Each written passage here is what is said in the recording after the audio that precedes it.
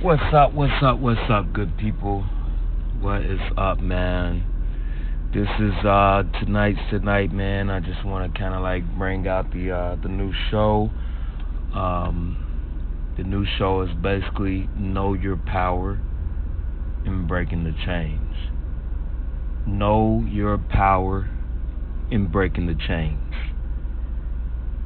Know your power in breaking the chains. Listen. Everything that is said here is from the heart. It's not rehearsed. It's not written down. This show is about bringing people on that has true testimony of breaking the chains and becoming free. Well, what do you mean by free? What do you mean by free? Well, you might feel like you're free. You might think that you're free. But as long as you're running in the circles with these debates, and as long as you trap your mind to something, you're not free. All that debate that I had to remove myself from politics to people saying, oh, you're talking conspiracy theories. People called me the devil, and people called me all types of names, and I just had to break myself from that, from the chains of being labeled as black, as being labeled as a nigga, as being labeled as the younger folks like to call it, goofy, lame, whatever you want to call it. Because right now, the people that you call goofy and lame, and we're speaking to the ones that talk like this, because everybody doesn't talk like this. The ones that know something is running the country. The ones that my generation used to pick on in school and call them nerds and things like that, they're running the nation right now. And you're still stuck in mental slavery. So this is the things that you have to think about. Like, you're in mental slavery, not even understanding what's going on in life, not even understanding what's about to get ready and happen. And this is what this show is going to be about, is breaking the chains and awakening that power that is within you. Everybody shares this unity of the universe. Everybody shares this. We're all as one. And when you come into the awakening of who you are and what you are, you will realize. You would then realize all this time you have been putting your own self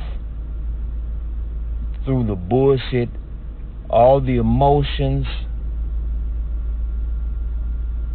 all the heartaches, the pain, the body aches, everything that you experience in life, you do it because of you. Because you choose to make your own path. You choose to live your own life. You chose to eat the foods that you eat. We all have, including myself. Because even as a child,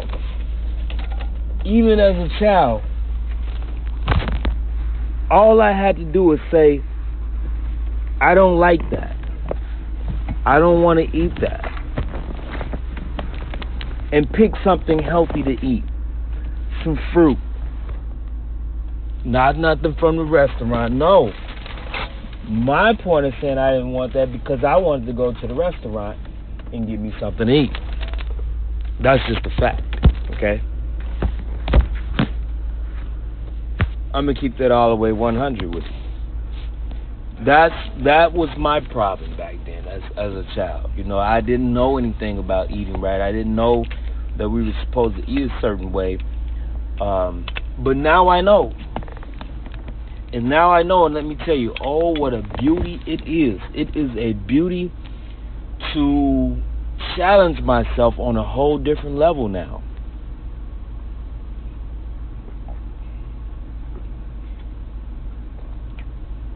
I love it. I love it.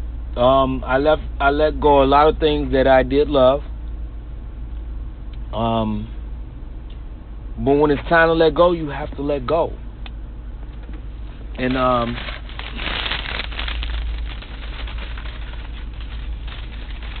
let me tell you, I can't say that I'm just gonna say it's our fault. You know what I'm saying? Like I was just saying in the beginning.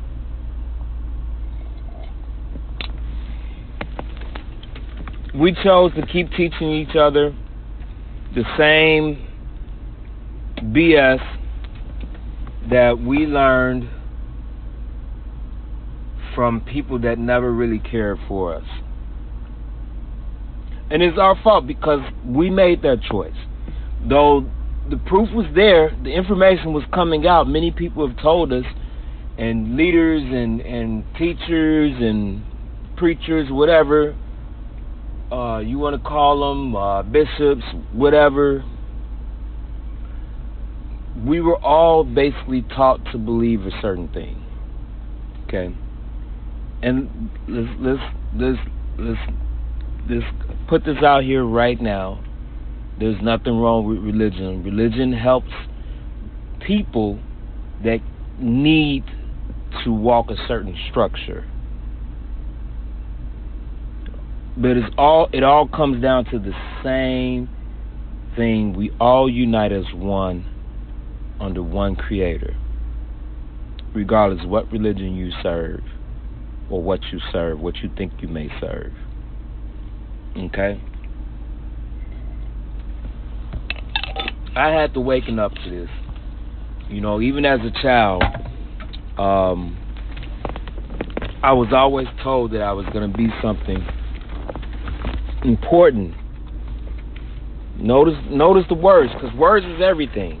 I said important in the future.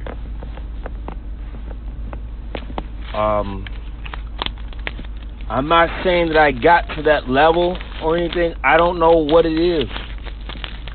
But I do know this. I have been trained. I have been trained since I was young, in my teens, to deal with people. All different types of people.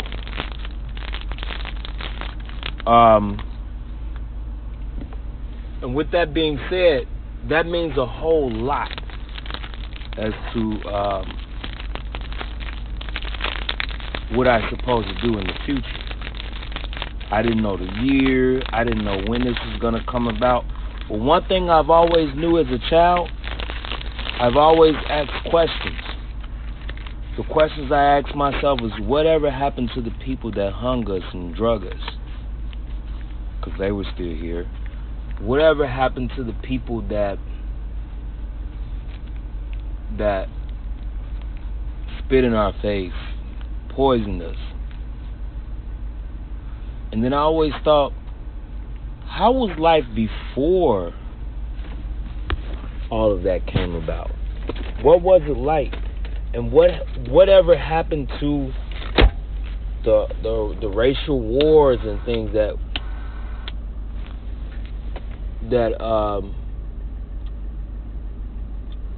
we experienced?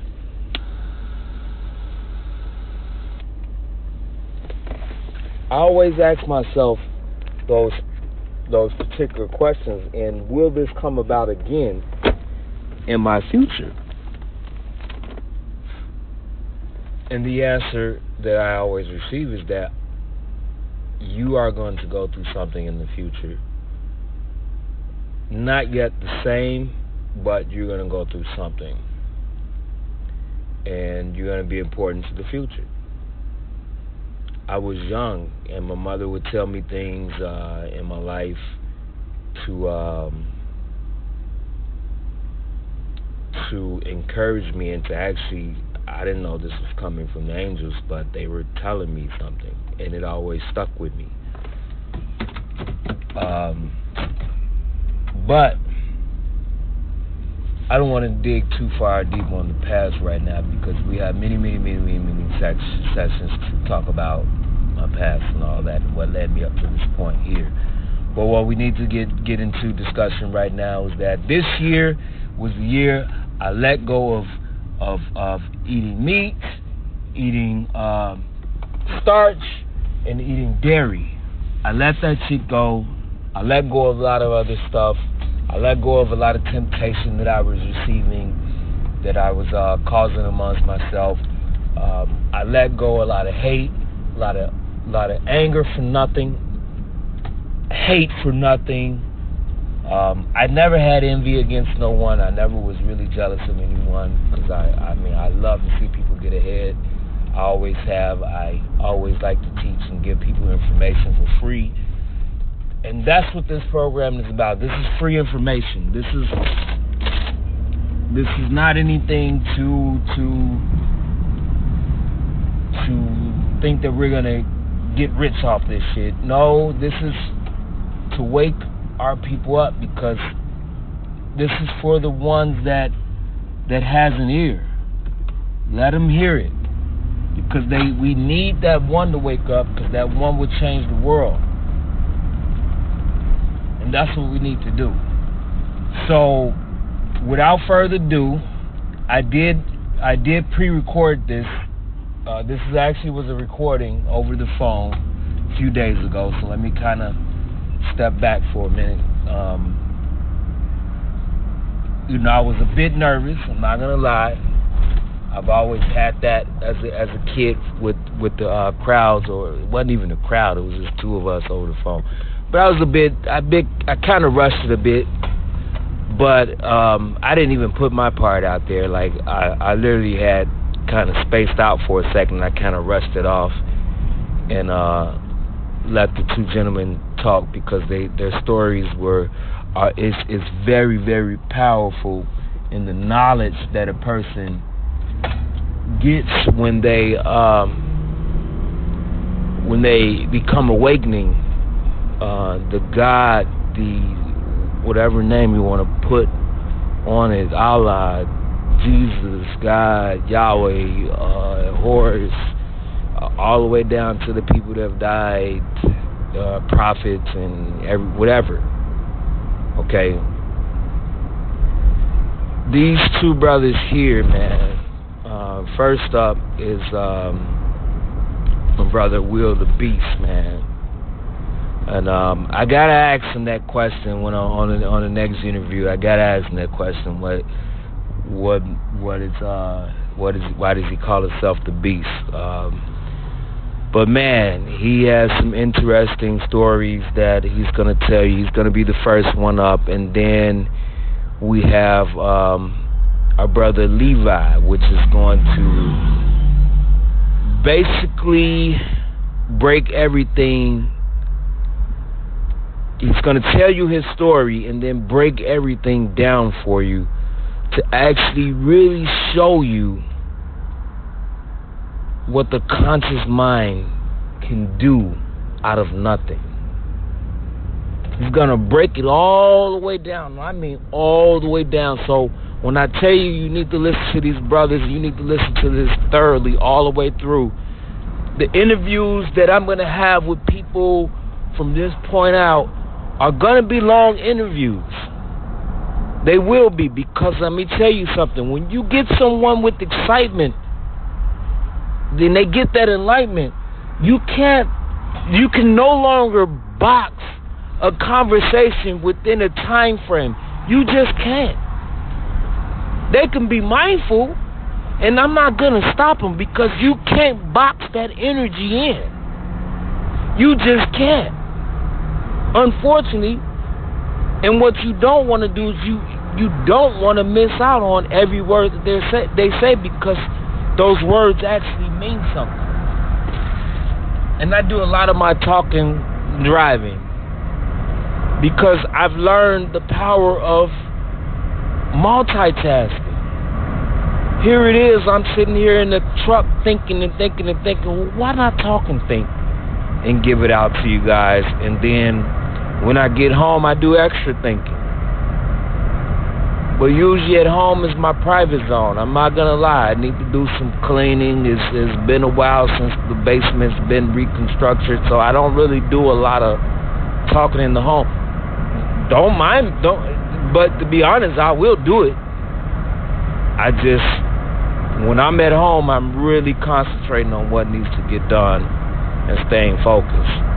So, without further ado, you're going to hear me talk because I'm not going to edit any videos unless it really needs to be edited. You're going to see how I messed up and how I was kind of struggling a little bit.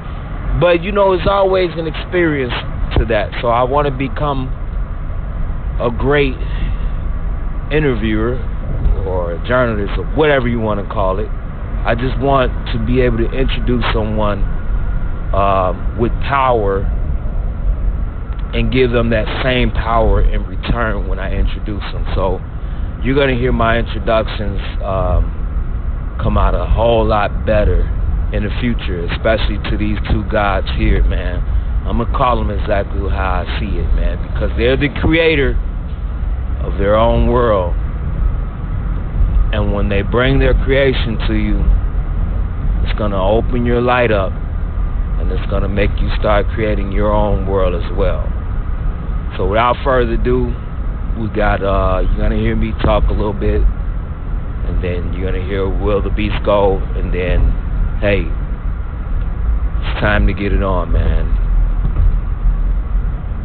Power to the people, man. Know yourself, know your power, and break those chains.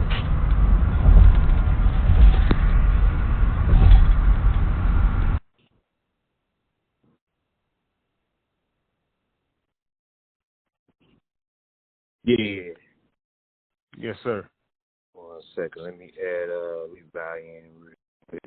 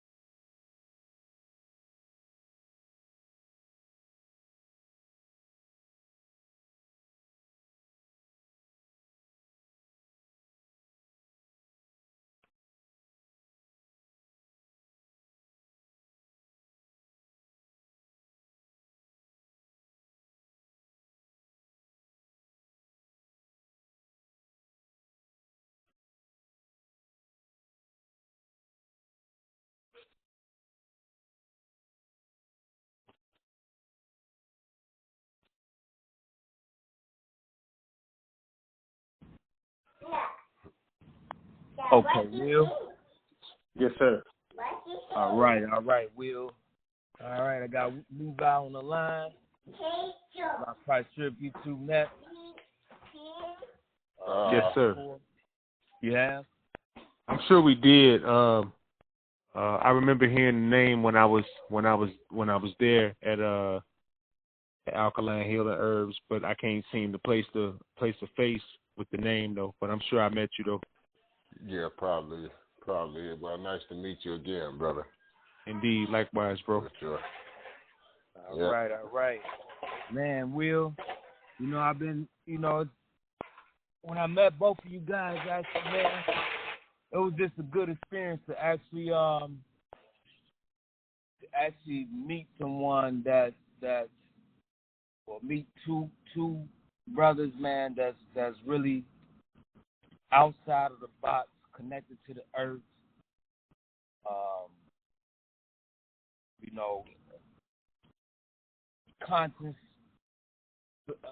bigger than conscious thinkers, man. Like just knowing yourself. Like I like the natural,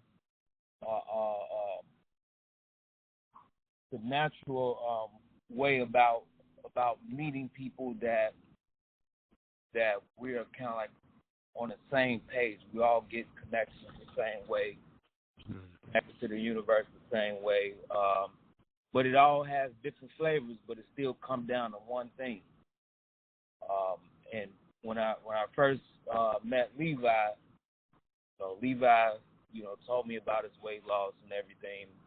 But then he got to telling me and breaking things down even more in ways that I knew exactly what he was talking about. But I just, when I was saying it to myself, I'm like, okay, it's nothing. But when he said, it's like, it's nothing, but it's something. Mm-hmm. You know what I'm saying? And then when I got a chance to hear Will talking, Will usually just quiet, sit in the background, don't say much of anything. But when I hear this brother talk, man, you hear the God in him. You hear the God in him, you hear the God in Levi, you hear the God in me, you hear the God in anybody that gets up there and put their testimony out to what they've been through and where they came from. Word. And that's what I like about what we're about to get ready and embark on because it's many people out here that is waking up.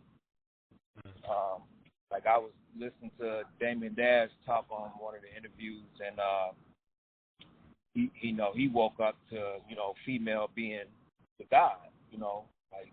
Everybody comes through female. Yes, so they sir. gave me an indication that, man, this brother has been woke for a minute. So I'm like, okay, I see where this is going. So, but everybody comes put the message out there just in different flavors. It's just not what we about to get ready to bring to the table with actually showing people who they are, what you are, and how far you can take that. So we're about to bring a whole different flavor to the table with just kind of, putting our energies out there, man, in as many ways that we possibly can. I can't wait to get up there to the barber shop and talk about this too. Word. Yes, sir, bro. Yeah, Indeed. but man, whichever one of you brothers want to go ahead and kind of introduce yourself first,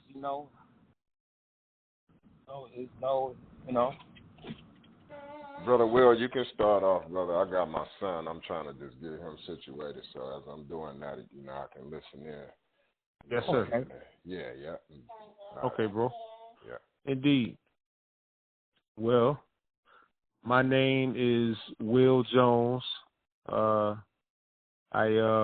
started my journey in 2016 March. I had a buddy Vaughn. He sent me a text message with the video of Sabi. He was being interviewed by Rock Newman, and I was already on the journey, on the path to where I noticed that I didn't have enough Vegeta on my plate, not enough fruits and vegetables in my diet. And to take it back a little earlier, in 2014 June, I had to file for Social Security disability. I had went to the doctor and I had to go take an MRI, and a guy named Dr. Basim, he told me that I had multiple sclerosis. So I filed for Social Security disability. I stopped working. I was having issues at work where I couldn't really stand up and work. You know what I mean? It was a very physical job. I was making paper bags for a place named Duro Bag, and they, I had a few incidents where I almost fell into the machine that I was operating. So it became dangerous for me to work there. So coincidentally, at the same time that I was going through that, my son was being born. He was born in April of 2014, and I ended up filing for Social Security disability in June of 2014. But anyway, to shorten it up, over that time from June 2014 until March 2016, I was my health had started to kind of, dwindle a little bit. I was at home all the time. I was here trying to take care of my son. At the time, my kid's mother, at the time, my wife, she was, going to work and trying to, be the breadwinner. But we went from a double income to a single income. That was tough already. I was fighting for the Social Security disability. I never did get it. Since that first doctor, I saw 5 other neurologists after that, because multiple sclerosis is a very difficult condition to diagnose. It mimics other diseases like rheumatoid arthritis and lupus and sarcoidosis and Hashimoto's disease. So anyway, I went through a series of different tests and things like that, trying to get a diagnosis to be confirmed, because you have to pass certain criteria in order for them to say that it's definitively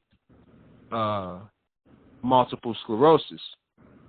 So I went through that, and then I remember when I went to Rush Medical Center, I talked to a doctor, and I asked him for a prescription for medical marijuana, because I kept hearing that medical marijuana has been helping people who suffer from multiple sclerosis and those other mimicking diseases.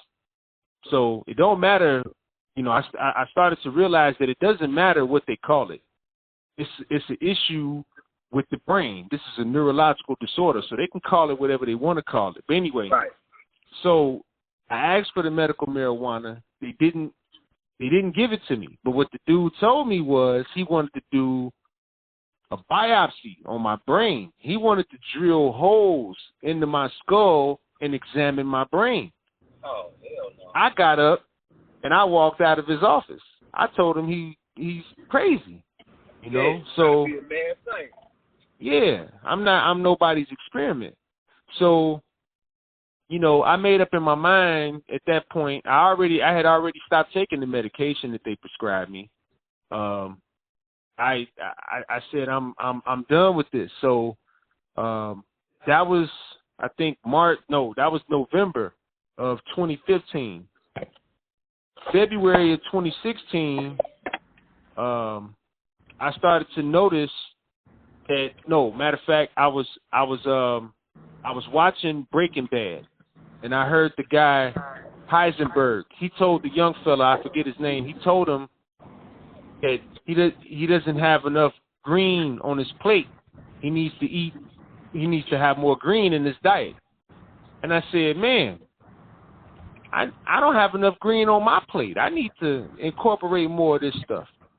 And then, I was already, so I had been doing that for a while, actually. That started in 2015, but it was 2016, February. My boy, Vaughn, he sent me a text message with this video of Sadie, Rock Newman. And it took me 2 weeks. He sent that to me at the end of February. I didn't watch that until the middle of March. And when I did, I just couldn't deny the things that he was saying. It just made sense. Everything, it resonated with me on a level that I can't even describe. I felt like every question that I ever had about religion, about everything, it just all started to make sense. He put that in alignment for me listening to him. So I started to listen to every Sadie video I could find. I'm on YouTube, I'm on SoundCloud, I'm on every social media platform that I could find that has any kind of content dealing with Dr. Sadie. And I listened to everything, and I researched a lot of what he was saying. And I found that a lot of what he was saying was true. I remember it was one thing that he didn't even tell me. I just stumbled upon it. I was making some, I left the coffee alone. That was the first thing that I stopped when I transitioned into this diet. I said, I knew I couldn't just jump into it, so I had to take one thing away at a time. And the first thing that I knew that was hurting me, that was causing a lot of the symptoms with my condition, was the coffee. Coffee has caffeine. Caffeine is known to cause the issue neurologically, okay? So I cut that out, and I needed the energy, though. So I started to drink my spring water, and I was mixing in the key lime like Dr. Sebi said, and I made a lemonade type of thing with it. I took some agave and I mixed it in to make some key limeade, if you will.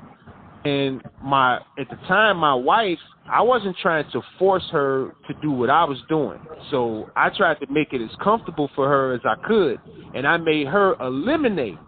Okay, I knew I couldn't have lemons, according to Dr. Sebi's nutritional guide, but she's not following that. This isn't her journey. This is mine. So I tried to make her lemonade.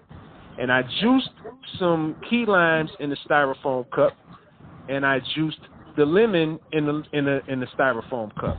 This was before I knew how bad styrofoam is and all of that. This is very early in my journey. But as I noticed, though, the key limes, they were fine. The lemons, it ate through the styrofoam. And that sent the message to me. It let me know that this stuff is acid, because acid will eat through stuff. And that's what it did. And if it'll do that to styrofoam, then what is this stuff doing to the inside of my intestines? When it's burning the lining of my intestines and I'm feeling this burn, that's what's happening.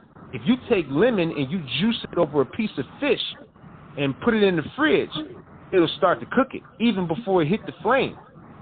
So it answered a lot of questions for me, and it let me know that this brother, Sadie, he's speaking the truth to me. Even though, but he'd say, you don't take anything that he say and just claim it to be truth. You have to know when somebody is telling you something that is the truth. So you better do your due diligence and research these things for yourself. So I started to research, where does a cow come from? Where does a pig come from? Where does rice and beans and a carrot? A carrot is the easiest thing to see. It's a poison, A carrot does not produce a seed to reproduce itself. So that destroys any conversation about it being natural, at least in my opinion, from where I stand. That I was sold on that being the truth, because it is. Nothing that is seedless comes from the Creator. So when they have something this is natural, and it has peppermint oil and carrot oil and castor oil, these things are unnatural. They don't have a place of origin. Many of these things are seedless, so we can't have that stuff in the diet. So anyway, I began to research these things, and it just all made sense on the whole nother. Throughout the course of that summer and everything, I had started a garden. I had a really nice garden that year, and I ate from that. I grew a lot of tomatoes, a lot of kale, a lot of different types of lettuce and chickpeas, and I was doing a whole bunch of stuff. I didn't even know what to expect.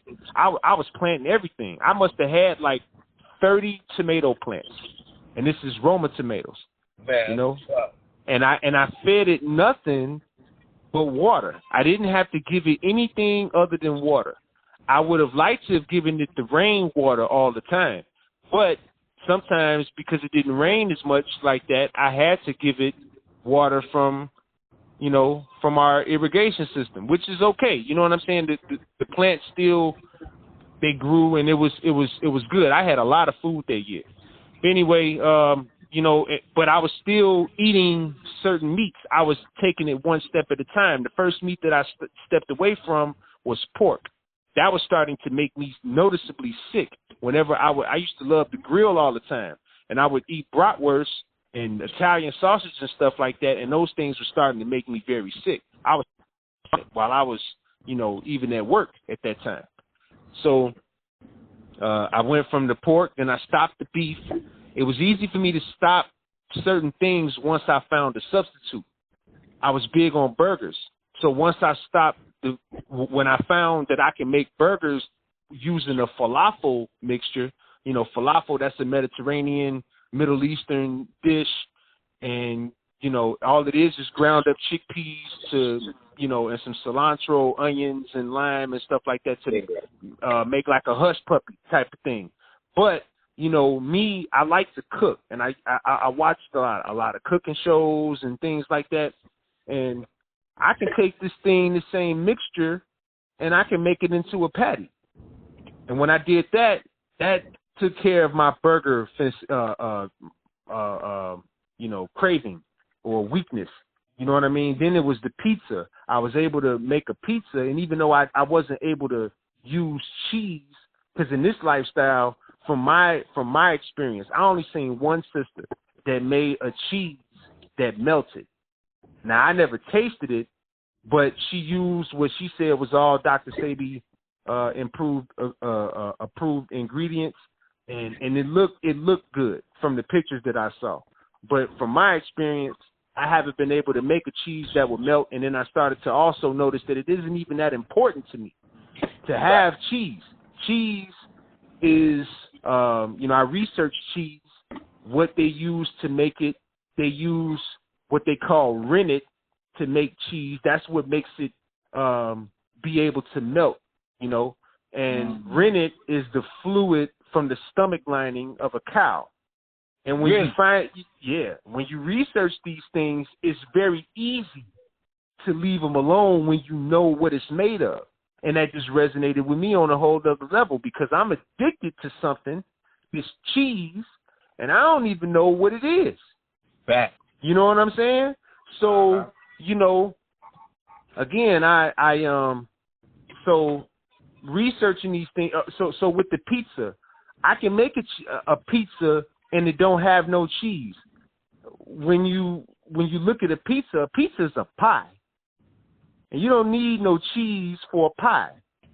And I had somebody that I work with, he's like, well, how is it a pie? And I'm like, well, it's Italian tradition, a pizza. When the moon hits your eye like a big pizza pie, that's amore. That's all you need to know. It's a pie. You know what I'm saying? And it don't need no cheese. And my pizza, I like to put it up against anybody's pizza. I think, and I'm talking about traditional pizza, not competing in an alkaline community or Dr. Sebi-inspired community. I'm not trying to compete with my brothers in that way, because I think we're all very good cooks, the guys that I've encountered. But, any type of traditional pizza, I think that mine will compete with any of them. So I don't need that. You know what I'm saying? Indeed. Potatoes was another weakness for me. I came across the burro bananas, when you cook them when they're green, you won't even know the difference. Whether you fry them, whether you mash them like mashed potatoes, it's gonna be the same thing. You're not gonna know the difference. Straight up. So once I did those things, I was still struggling. Well, not really struggling. I was just taking my time with fish and chicken, and this was in August of 2016. And my at the time, my wife, she went out of town, and my daughter went with her. My son, he was with me, but me and my son went to my mother-in-law's house. She had grilled some chicken and some vegetables from her garden. And to make a long story short, when I got home, this was August 6, 2016. When I got home, I had found out that Sebi had passed away. So I was in a state of emotions. I saw myself meeting this man. I was very honored and privileged to even be living during a time where this dude who has accomplished what he has, I was privileged to even be living in this time. And then to find out that he passed away, I felt like something was taken from me. So I was in a bad way, and I made a decision that day that I was going to fast for 40 days and 40 nights. Mm-hmm. That was my last day eating meat, August 6, 2016. Man. From August 6, last day? When I found that out, bro, that was my last day. I said, this is it. This is it. So but I was still struggling with some of the starches, the potatoes and the green beans and things like that. Some of the things that just not on his list. I struggled with some of those things, but I gave myself from that day until September 11th, 2016 to get over it. And I did. And I found substitutes for those things that I was weak for. I had a menu of foods or dishes that I can eat for a full week. I said, what I'm going to do is I'm going to totally go to his nutritional guide. I will eat only what is on his nutritional guide for 40 days and 40 nights. Now, when people are talking about fasting, when I did my research, when you talk about a diet or a fast or anything like that, that's just one person's way. There is no set way that a person should fast, in my opinion. A fast is nothing but what you are abstaining from. So if I'm a person that smokes cigarettes and I want to abstain from tobacco, which is a seedless plant, and I replace it with something like dandelion leaf, that is a fast. Because I'm not putting in my body this harmful substance that is a carcinogen that has a profound effect, a damaging effect on the bloodstream. You can smell when a person is smoking cigarettes through their pores. You can smell that. And I used to smoke cigarettes. I used to smoke Newports, a pack a day. That's when they was $3.50 a pack.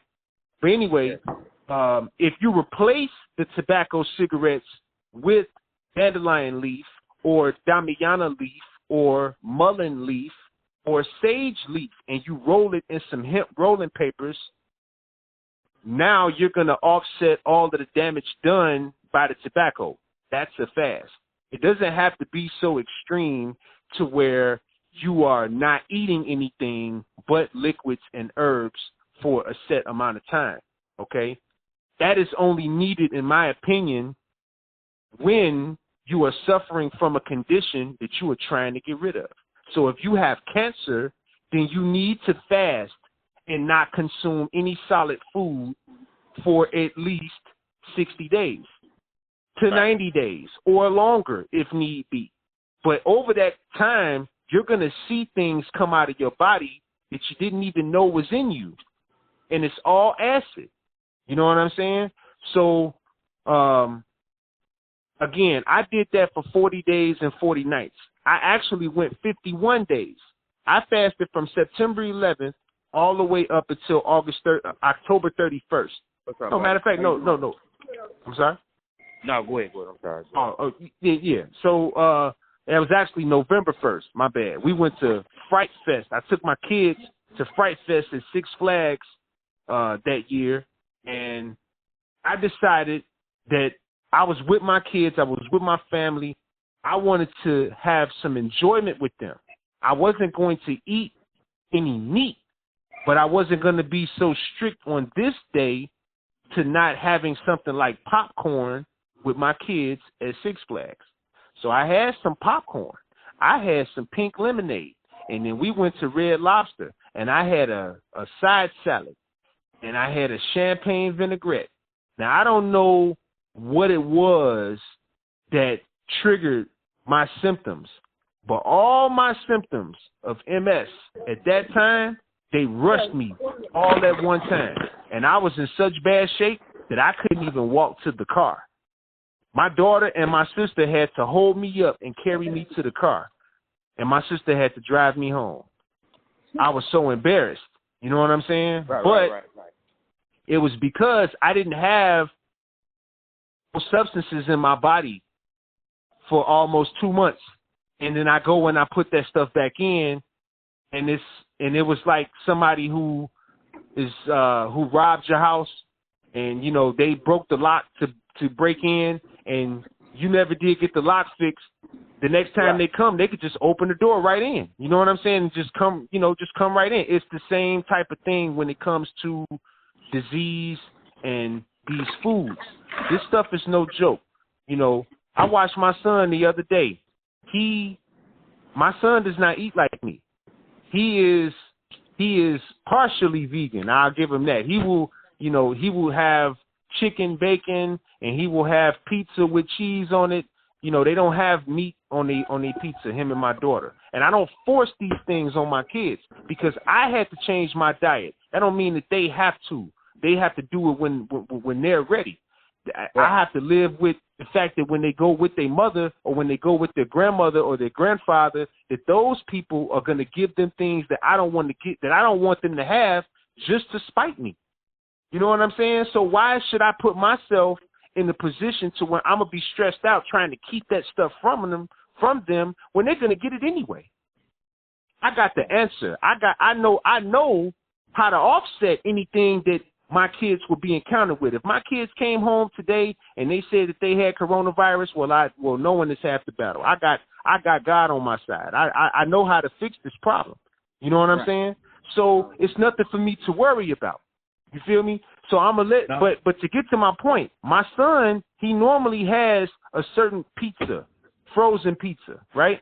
I gave him a different frozen pizza because this is what they asked for. This is not something that they typically will have, but he had a reaction from that, and it was one of the spices that they use in this pizza versus the other one that don't use these spices. You feel me? So it let me know, just to tie it all back together, what you put into your mouth is going to have an effect on what happens internally in your body. If you feel something that, there's been times when I felt something, it felt like something was crawling on my arm or my leg, and I go and look at it and there's nothing there. So I scratch it and it go away. But there was something there. It just wasn't on the outside. It was on the inside. That was mucus in the bloodstream, and you felt that. You know what I'm saying? That's what we're feeling. And that's the same stuff that comes out of our eyes in the morning when we wake up. We have what they call coal in your eye, or that sleep in your eye. That's mucus. And that's, I'm so glad that's gone. I think he cut out. Yeah, I think so too. Hold on, let me get it back.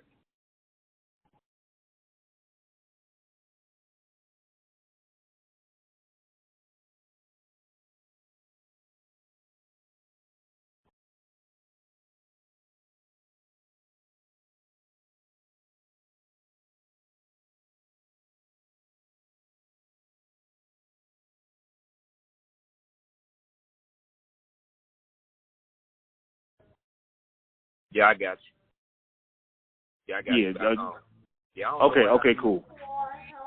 Okay, yeah, but like I said, man, the things that we put in our mouth, they're gonna have, and it's gonna be a cause and effect.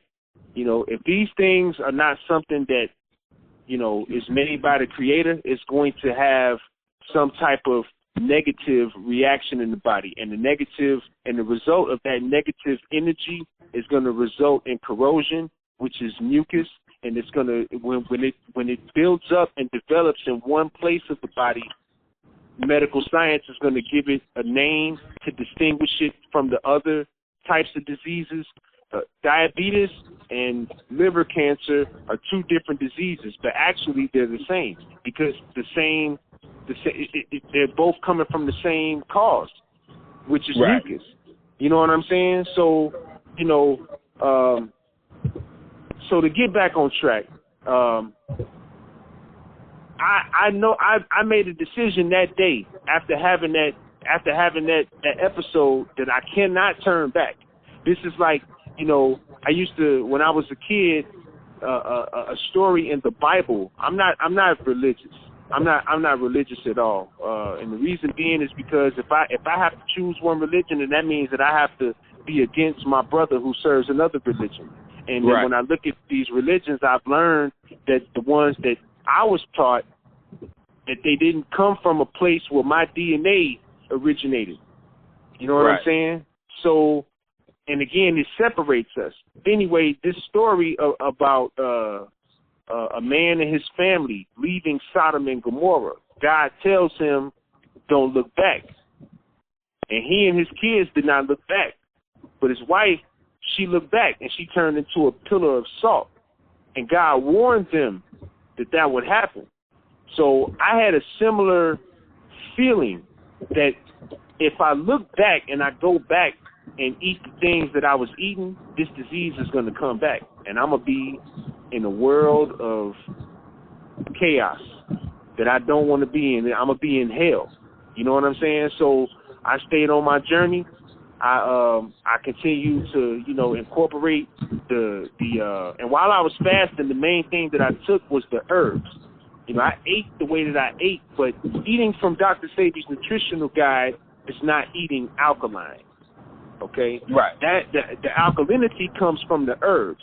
An avocado, a Hass avocado, I love avocado. Okay? I can eat 10 avocados right now. Okay? Right. But a Hass avocado, if you research it, it was made by a man with the last name Hass. Hence the reason they call it a Hass avocado. And there's only one avocado. There isn't all of these different varieties that we see in the grocery store today. Right. There's 3 different avocados in my local grocery store. You got a Florida avocado, a small Hass avocado, and a large Hass avocado. Right. And then you got some avocados that come from Peru and some that come from Mexico. Well, I just know that isn't one. They're grown in Peru or grown in Mexico, but they have a place of origin. You know what I'm saying? And they all taste different. So anyway, you know, eating from Dr. Sebi's nutritional guide is not alkaline. And I bring up the avocado thing because I don't look down on people because of what they eat. I'm not judging anyone who, you know, trying to say that I eat alkaline and nobody else does. No, that isn't true, because I eat avocado and mango and all that other stuff. But I get alkalinity or positive energy into my body when I take something like dandelion. If I'm going to make a burger and I use mushrooms, which some mushrooms are alkaline. A lot of the mushrooms that we're seeing in the grocery stores, they're cultivated. You know what I'm saying? So they're not going to be as potent as if you go into the forest and you forage some mushrooms from the wild. You wild harvest them. That's just like sea moss.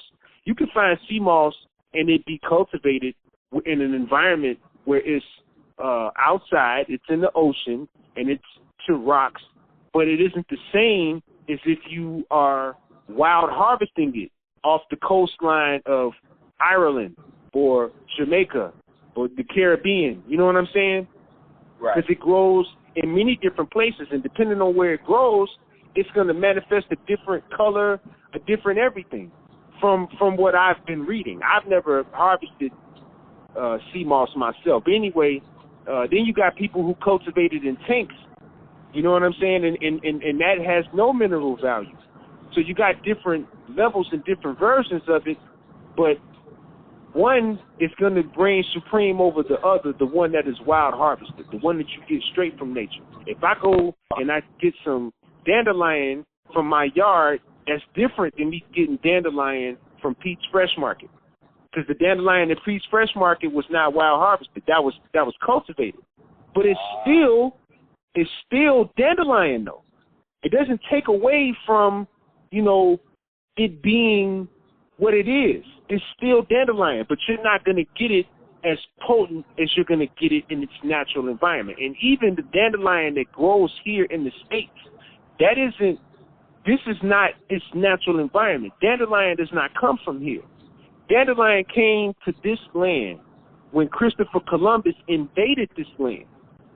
Okay. The women of Spain, when they brought them here, they brought the dandelion with them because it reminded them of home. Remember, they called this the New World. America was the New World to the people over in Europe. When they came here, they took this land over, and they tried to make it mimic Europe. Even the grass that we see outside is artificial. That's all artificial because they try to make it mimic back home for them. So anyway, it does. So getting dandelion in Eastern Europe, Western Asia, which is where it comes from, or burdock, which comes from Asia, you can find burdock here. Burdock grows here all over the place. When I was a kid, they used to call them kuka bugs that would be stuck, or sticky bugs that would be stuck to our shoestrings and our pants and socks and stuff like that. Those are the birds that come from the burdock plant. You know? Okay. But anyway, you're not going to get these things more potent than in its natural environment, the way God placed it. And even though this environment is similar to what we find in Europe, it can sustain, it can survive, because this climate, this environment is similar to Europe. Just like if I plant an avocado tree in Florida. Florida is a tropical environment. An avocado tree cannot survive in Chicago. Right. Because the environment is different. It can only grow in a natural environment. You can grow it in a pot in Chicago, but you can't attach it to the soil and it grow naturally that way. So, right. you know, so anyway, like I said, I did a lot of research trying to make sure that the herbs that I was putting into my body were natural. That's where the true alkalinity is going to come from. And another way to research what herbs are good, if you look at Dr. Sebi's compounds on his website, they list the herbs that are being used. That's a good place to start. Right. You know, and then you research the place of origin, thyme. You got the THYME. That is a spice that is commonly used in culinary arts. I use thyme a lot. That's on Dr. Sebi's nutritional guide. But you got many different varieties of thyme. The only natural variety of thyme is Thymus vulgaris. That's the botanical reference that they use. But you got many different varieties of thyme. You got lemon thyme and Italian thyme and all different kinds, you know, oregano and basil the same way. You feel me? So again, you want to make sure that the things that you are getting are what you are getting. I'm not saying that you shouldn't use only but Thymus vulgaris thyme. You can use any thyme. But if you want the natural one, then you better be researching the botanical reference and where it comes from. So the next thing that I did, because I take these wild turns, I like to be understood. I'm always trying to make sure that I cover every base of everything I'm talking about, so I apologize about that. But what the next fast that I did, I started in December of 2017. I said that because I was still feeling some of my symptoms. I had lost a lot of weight when I fasted in starting September 11th to November 1st. I went from 265 to 176 during that span. And I lost the majority of that weight in the first 3 weeks. And when I started my journey, in March of 2016, I was 282. So when I started my fast in 2017, that was December 12th. My birthday is December 11th. I said I was going to eat on my birthday, and then the next day I said that I was going to jump into this fast. When I woke up on December the 12th, I said I was going to go 90 days. But then I started to have problems the first day because I wanted to eat something. And I said, you know, I have to make this comfortable. I realized that I might be biting off a little more than I can chew, but that doesn't mean that I have to give up. So what I did was I said, I'm going to eat the first half of this fast, I'm going to eat raw. So I only ate raw fruits and vegetables. I learned a lot. I learned that avocados in the winter coming from Brazil do not taste like, mangoes coming from Brazil in the winter does not taste like the mangoes during the spring and summer coming from Mexico. Very different, you know. But, so I did that for the first 45 days. I said I was going to go 90. I ended up going 95 days. So the last 50 days, I did all liquid. And throughout the whole fast, I maintained a certain therapy of herbs that was consistent with cleansing the brain, the central nervous system. I took burdock root. I took a lot of sea moss, bladderwrack, yellow dock, cascara sagrada, blessed thistle, mullein leaf. I took many different herbs. Damiana, I took all of these by way of tea at that time. And the only compound that I took that was in the capsule was Dr. Sebi's green food. That was it.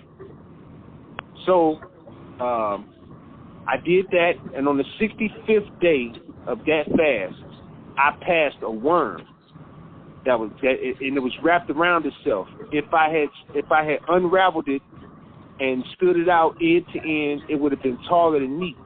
And with shoes on, I'm 5'10". I'm a little over 5'10". So, and I got pictures and videos to prove that too. You know what I'm saying? And I was passing mucus after that for nothing but mucus for weeks, 2.5, almost 3 weeks. I went I continuously passing nothing but mucus. So, but when I passed that worm that day, I felt a euphoric feeling. It was like a huge weight lifted off my shoulders. You know what I'm saying? I remember going to the grocery store that day with my son, and it was a good day. It was just me and him, and you know, I was just on the high. I felt really, really good.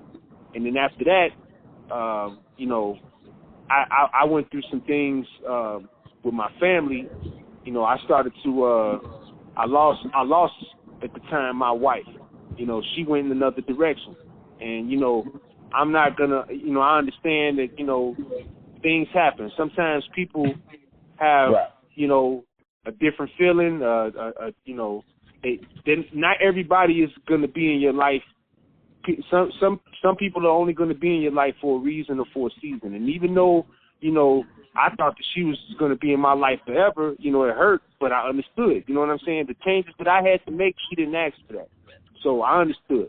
You know what I mean? And, you know, it's rough, but, you know, it is what it is. So I ended up, you know, I stayed on my journey, and again, I wouldn't change anything. Through all of the things that I've lost in changing my lifestyle this way, I realized that I gained a whole lot more.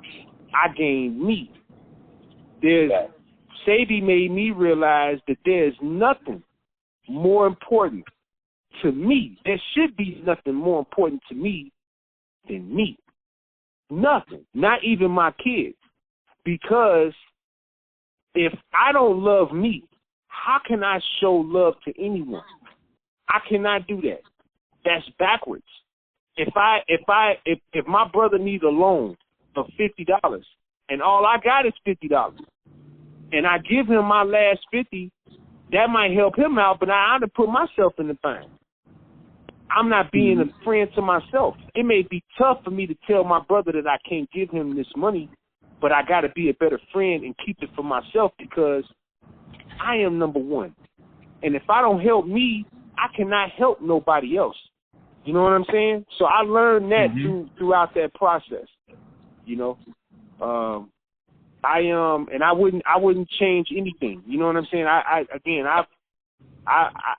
didn't like losing my family the way that I did, but you know, shit, it is what it is. You know what I'm saying? It happens. You know what I'm saying? And I mean, you know, I just got to deal with it. I'm moving forward from it, and I feel good today. I'm glad that I'm here. You know, throughout all of that experience, I am still here, and I'm better than I ever was. You know what I'm saying? I can drop to my knees on concrete. I've done that many times. I've done it, you know, in the barbershop, where I've done it consecutively 3 times in a row on that hard surface, and I bounce right back up because I take my sea moss. And my bones are strong. And there was once upon a time I couldn't even walk in a straight line. I used to have to use my son's stroller to keep me up. You know what I'm saying? So I wouldn't have to use a walker or a cane or something like that, or, you know, just something, you know, to keep me upright. No, I'm good on that. You know what I'm saying? I'm glad that I'm where I'm at right now. And I'm finna do another fast here. This will be my 4th fast that I've done for more than 90 days. I'm good. This last time I went 123 days, and I went straight all liquid from the first day to the end. And for some people who may hear that, they may think that that's amazing. It's nothing. It's nothing to it. And I like to add God to the equation when we talk about healing, because only God heals. And when all you are taking in your body is something that God made, then you're going to be delivered from anything that you could be faced with in life. I don't give a damn what it is. You know, that's all you need is God. And if all you are taking in your body is God, then that's all really that you ever need. There'll be 1 year that I'm going to fast the entire year. But I realize that right now, I don't have to go that extreme. I did not ask to be born during a time where we have been conditioned and trained and things like that to this food and eating this way. I did not ask for that. But I see it as my duty to help build the bridge to help my brothers and sisters get past this thing too, though. You know what I'm saying? So I enjoy eating is what I'm saying. I'm enjoying the fact that I'm eating, and I'm incorporating herbs into the dish because that is where the energy lies. That is the alkalinity. If I make falafel, chickpeas, onion, sea salt, key lime juice. That's all you really need when you're making falafel, and some flour and some water. If I take that, there's no alkalinity in that. Right. Chickpeas are not alkaline. Okay, sea salt is not alkaline. Celtic sea salt is alkaline. Onion powder is not. The spring water, depending on what you're getting, it may be contaminated. It may not test, over 7. But that's something that, that's a touchy thing too, just like with the sea moss. Anyway, now, if I add sea moss to that mixture, it's not going to compromise the taste. It's not going to compromise the consistency of the dish. Right. It's only going to add alkalinity to it. Now it's alkaline. Now I can say that. But when I see a lot of our brothers and sisters advertising things that are alkaline, spelt is not alkaline. How can I say the spelt is not alkaline? It's an ancient grain. Just because it's an ancient grain don't mean that it's alkaline. Spelt is wheat, and wheat, all forms of wheat contain gluten. If I don't have gluten, I cannot make a bread rise. Cornbread. Corn does not contain any gluten. Corn is a GMO, but just to keep it on the subject, corn does not contain gluten. If I make corn bread, it doesn't rise. It's very crumbly. It's a different consistency. So to get bread the way we are accustomed to and used to today, you got to have gluten. But this happens to be a less harmful version of wheat than the rest of them. So that's why Sadie put those things on the list. We have to have something, because he can't just take us from not eating anything. You know what I'm saying? We can't go that way. And some people struggle even with Sadie's list, which is why for me, with the angle that I'm coming with this thing, I'm about healing. I'm going to share whatever information that I can with you that's going to help you on your journey. So me and you, we may be fasting, but your journey is going to be different than mine. You know what I'm saying? So if you like kiwi, but that's not on Dr. Sadie's nutritional guide, it contains the seed. So it's not like eating a carrot. It's not like eating some broccoli or some cauliflower or your common banana that you find in the store. That's a Cavendish banana. That's GMO. But we think that that's good, that it's giving us potassium, when it's actually giving us an inorganic form of potassium that does more harm than it ever does good. You know what I'm saying? Yeah. So, like I said, man, it's a lot to it. You know I kind of get all over the place, man. But I think that the main thing is that we have to really, truly understand that the nutritional guide is a list of foods that are the least detrimental to our health that we can find in the grocery stores. And the main thing that we need to be focused on, some people think we need to have a plant-based diet, vegan and this and that. That's fine. That's good. But it needs to be herb-based. we should be having some natural herb, some natural food into our diet on a daily basis. No matter what you eat, even if you're eating meat. If you're eating meat, I recommend, because I got family, they can't take the same drastic measures that I took. They can't do that. They're not in the state of health to even take that kind of risk like I did. You know what I'm saying? But if they're eating chicken, then eat chicken with a bone in it. Because if it ain't got no bone in it, you don't know what that is. You have no clue. You have no clue what it is. And when you eat that chicken that day, instead of having a glass of wine or a beer or some type of beverage on that level, have you a glass of tea. Have you a cup of tea. You know what I'm saying? Have something, like that on a daily basis. Now you're getting alkalinity into your system. You know what I'm saying? That's a good place to start. Or don't overeat.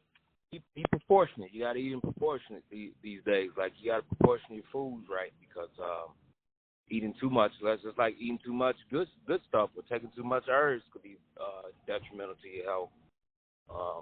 The same way with bad food or the food that people choose to eat. Man, bro, I'm gonna be honest with you, bro. I have to be honest, man. Yeah. You cannot take too much of something that's natural. The more you take, the better it serves you. You cannot overdose on sea moss. You cannot overdose on dandelion. You know what I'm saying? You can't. The more you take, the better. You can only overdose because God is merciful. God will not harm you. You know what I'm saying? So the only thing that we could take that will harm us that way is something that isn't made by Creator.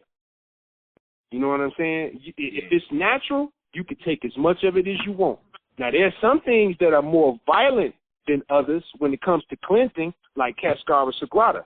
I wouldn't suggest that somebody take Cascara Sagrada by way of tea on a daily basis, but if you putting it in your compound, if you or if you got somebody to make herbal compounds for you or whatever, you got a source like Alkaline Healing Herbs where they have a lot of different supplements and things that are already prepared. They prepare themselves using all natural herbs. Cool. If it's got Cascara Sagrada in there, cool. You can take that every day because there's only so much that they can fit into that capsule. But when you're taking a tonic or a tea like that, you can concentrate it. The more of the herb you put into a small amount of water, the more concentrated the concoction is going to be. You know what I'm saying? And if you're doing that on a daily basis, the cleansing can be a little rough. Not that it's hurting you, it's just the cleansing can be a little, it's just like throwing up. If you're throwing up, your body is cleansing. Something is in there that does not belong. But it's very exhausting to do all of that vomiting and stuff like that. It could be very exhausting to pass all that mucus so much on a daily basis when you're taking Cascara Sagrada for an extended period of time. For me, I've done it. I've taken Cascara Sagrada 30 days straight, and I was fine, and I was working. I was working at the barbershop and going to school and all of that, and being a father, all of that type of stuff. You know what I'm saying? And I was fine. So, but I had to climb my way up to doing that type of stuff too. You know what I'm saying? I had fasted before, so and this was just this past year that I did that. You know, so like I said, the herbs are very, very key. You know what I'm saying? That's where the true alkalinity lies, and I think that to have it every day. Not sometimes when we take things like herbs, we only take them when we get sick. No, we should. If you're worried about your immune system, you should be taking elderberry or mullein leaf every day. Burdock root, sarsaparilla, we should be taking those types of herbs every single day. However you get them in. And I'm one. Not everybody is gonna agree with what I'm gonna say, but some people think that it's unhealthy to smoke. Smoking isn't bad for you. It's what we smoke that's bad for us and what we smoke it out of. I smoke every day. I smoke Reggie. I don't smoke Loud or Kush or any of that other stuff. And I'm not talking down on it, but they are a seedless variety, and it should be seeded. If it has seeds, then it is good. You know what I'm saying? Even if it has one seed, it's on the right track. If it has minimum seed, it isn't sativa. It may be the indica variety, but it is still good. It's better than if it don't have no seeds. The stuff we get from these dispensaries, very questionable. I tried one just so I could see how it feels, and I didn't like it. You know, but I mix my Reggie with herbs like dandelion leaf, mullein leaf, damiana, blue vervain, sage. You know, there's many different herbs that you can smoke by that is in a leafy form that you can smoke. You know what I mean? That does health, nutrition to the body. To give an example, smoking and eating is the same. The only difference is when we eat or when we smoke, when we take in the substance, the body is going to convert it into energy. It's going to take that solid substance and convert it into something that travels the bloodstream so that the blood can take those minerals and those nutrients and deliver it to the various different parts of the body proportionately balanced. But if I smoke, if I eat, the conversion takes place in the stomach, not in the intestines, which sits behind the belly button. That isn't the stomach, regardless of what any doctor will tell you. The stomach sits on the left chest plate. So that's where the conversion takes place, where it's breaking it down into energy. When we are smoking, that energy is broken, that substance is broken down in the lungs. We smoke, this solid substance is being transferred as a vapor or gas form with this smoke. It goes into the lungs converts it into energy, and it travels the bloodstream, and it happens very quickly. Very quickly do you feel something when you smoke it versus when you eat it. Your body has to break it down, and it takes time. But you're receiving that nutrition all the same way. So however you get the herbs in, it's going to be good. That's okay. I'm down with that. Okay. All right, Will. Hey, man, Will. Like I say, whenever I hear you talk, Will, it'd be man, because you'll come with some different information each time. I'm learning from you every time you talk. So that's why, it's no problem. You might bounce around. Ain't no problem with none of that, because we all going to do that from time to time. Because, man, it feels good to be released from the chains that we was putting ourselves in. You know what I'm saying? So it really feels good. And when you got that power in you like that, when you know that power that's in you, when you know your power, man, everything is nothing. So I'm going to tell you my brother here, Levi, and he's going to definitely share his story with you and everything. And when I do once the recording and stuff happens here, man, I'm going to, do a little editing here and there, but we're just kind of, on this particular part right here. But I'm going to also kind of mention, like at the beginning of the recording, I'm going to do just a pre-record to basically just kind of introduce correctly, because I kind of missed the introduction part of everything. But I'm going to introduce correctly, and then I'm going to let everything flow from there. But I'm going to let this brother Levi go ahead and tell his story, and we're going to take it from here. Good night, brother. Good night. Peace to you. Peace, love, and positive energy, man. Can you brothers hear me? Yo.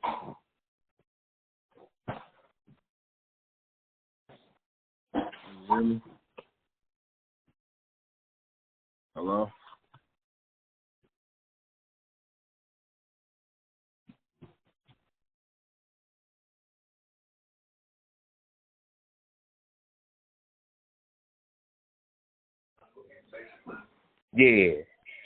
Yeah, my bad, man. I'm not sure what's happening. There's something with my phone, I'm guessing. But yeah, man, the main thing is, like I said, man, fasting is important. Incorporating, more water into your diet, 2/3 your body weight in ounces of water daily. and to incorporate these herbs into your daily diet, those are the main keys. And then as you go along, you'll get into fasting. You'll start to cut more things out of your diet, do your research, you know. But the best thing that ever happened to me was my boy Vaughn sending me that link to watch Sebi, because it changed my life. It changed my whole life. I'm better, you know, all the way around. You know, physically, mentally, my energy is you know, I'm vibrating in a way that I've never vibrated in my life. I'm on a whole nother frequency that I've ever experienced in my life, you know, and I'm grateful. You know, I feel like now I know, you know, I used to ask God to reveal himself to me, you know, but then, you know, following this lifestyle, you know, gardening and things like that, I see now that, you know, man, I know God. I got to touch God, you know, something natural. You feel me? This food, that's the link, that's the path. You know, God left a lot of little clues for us, in my opinion, or at least for me, you know, for my personal experience, you know, and she is giving me everything. You said God was a woman. I totally agree with that, bro. We all come from a woman, you know, so I can't be better than her. You know what I mean? And shit, it's just straight like that, man. You know what I mean? I'm grateful to this lifestyle, and I got a lot of work to do. You know, I feel like I have a calling within this thing to, you know, try to develop some alkaline dishes for our brothers and sisters to use to be able to, you know, make the transition a little easier. And you know, I'm gonna do my best to do that, you know, with the help of some other people, I'm sure. But at the end of the day, man, this is like the best thing that ever happened to me. So, you know, it's been a wonderful journey. Like I said, I'll be fasting again this December the 12th. I start, and I'll be going, you know, however long I'm gonna go. I'm not really sure how long I'm gonna go this year because I'm enjoying eating. But yeah, you know, at least 60 days I'm thinking, but it may be longer. I'm gonna let my body do the talking. So, yes, sir, man. Man, that's what's up, man. Definitely appreciate you, Will. Definitely appreciate that, man. I didn't know you had got cut off at first, man. But, man, there's nothing wrong with, you know what I'm saying, bouncing around. We all get the message, especially when we understand. And if once we start touching the audience and everybody out there, man, they're going to definitely understand, because when you have that level of excitement, when you know your power, man, and everything it's all gonna come together for you. So having that excitement, having that power in you, man, you know, you release that word in a way that people won't understand until they break the chains. Word. They won't understand that. So that's what we here to introduce them to. So what I want to do now is let my brother Levi come on, because I know it's might be getting a little late, but still good conversation, man. I'm going to let my brother Levi come on and introduce himself, man, and tell his story, man, because all our stories are similar, man. We all went through something, and now we're here at this point where we had to wake up. Go ahead, Levi. Facts, bro. Facts. Peace, love, and positive energy to you, brothers, man. Can you hear me? Yes, sir. My bad, bro. Yeah. So, yeah, man. So I was saying facts to what you were saying, brother. I agree with everything you were saying, Brother Mike. And as for you, Will, man, you have an amazing journey, bro. Like, your journey is super dope, bro. Like, very intelligent, brother. You know a whole lot, bro. For sure. Love, bro. And we got a lot in common. I mean, pretty much it was almost like just listening to myself on the phone. You know what I'm saying? It was pretty cool. You know, hearing your journey, man, and how similar it is to my own. So, you know, I was 320 pounds. First off, let me start by saying my name is Levi. You know, I grew up. I'm going to just give you a quick little rundown because you gave me, you know, your background and everything. So I feel like I grew up with you, and I know you a whole lot more. So let me just go ahead and give you my little bit so that way we catch up on each other, you know. So You know, I grew up out here in Chicago on the south side in Hyde Park to the age of like 12. Then my family, my mom and my brother and my sister, we moved out to California, San Diego specifically.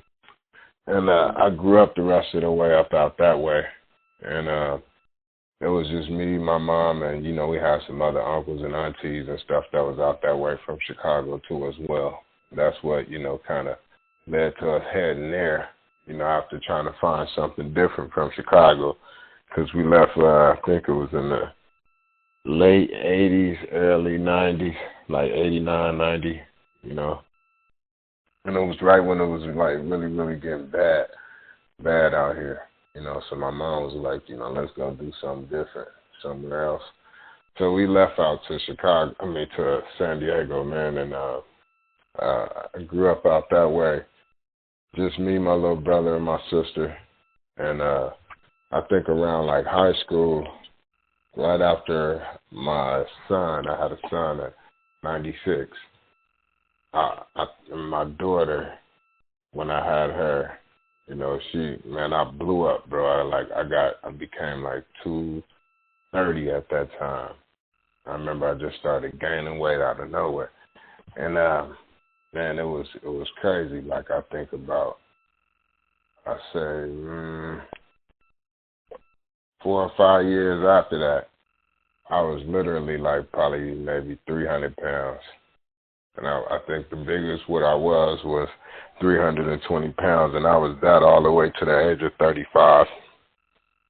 So at age 35, to make a long story short, where our stories align and become the same, I didn't really get into Dr. Sebi until like 2014. I learned about him, but before that, Before that, I was in the Bible.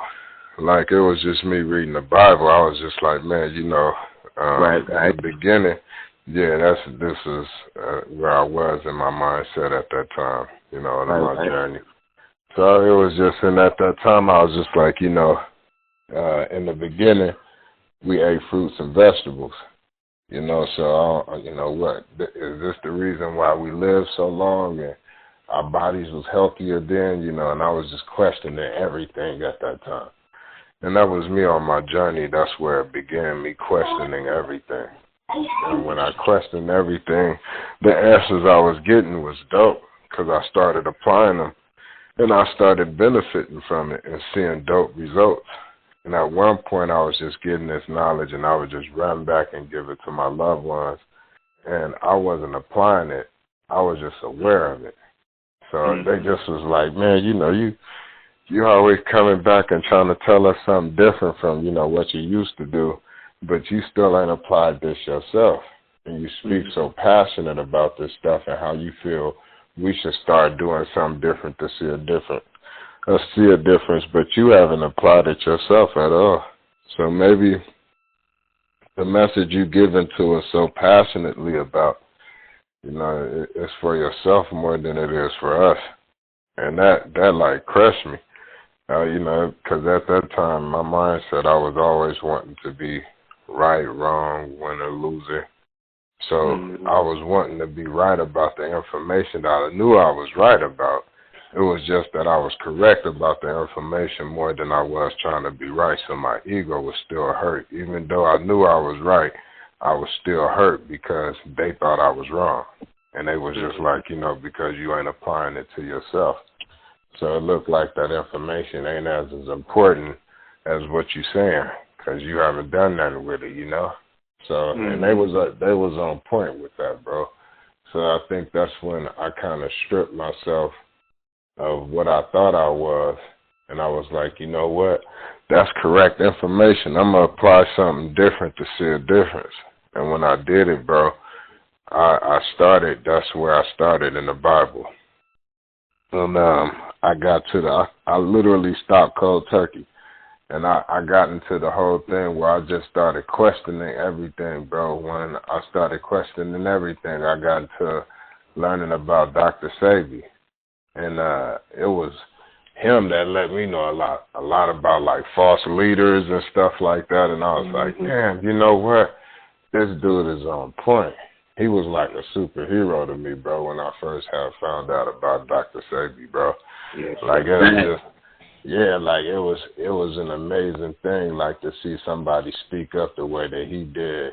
And he led me on my journey of the whole conscious movement and trying to find more individuals who spoke like him, you know. So I was already kind of like messing around with Dr. Phil Valentine, you know, Bobby Hennett, Dr. Dilbert Blair, you know, a lot of solid dope brothers, bro.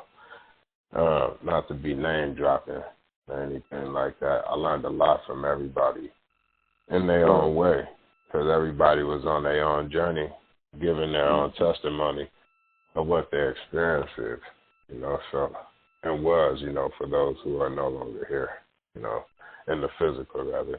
But, so yeah, man, all that I learned from them brothers led me down different directions, even like, you know, switching up, trying to find my way as a Hebrew Israelite, trying to find my way, you know, as all types of little different things, bro. Just trying to figure it out, you know, like we all were. Just on a journey trying to figure this thing out, this whole physical thing, you know, everything about it. Right. And our whole journey, you know, we know always true intelligence is always questioning everything you think you know. So that's what kept us going on our journey, always questioning everything.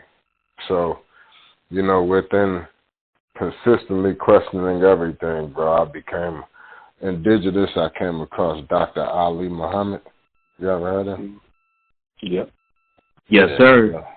That brother Arna, that brother he was another one that was like superhero though, bro, when I first came across him, and he got mad love and respect for Dr. Sebi too. And he speak the same exact stuff too as well. You know, they both got real good information when it comes to the body and stuff and what to apply to get the best from the body physically, you know. And you know, that's where I stand right now as an Aboriginal indigenous so far as my nationality, you know, and I'm Blackfoot Indian.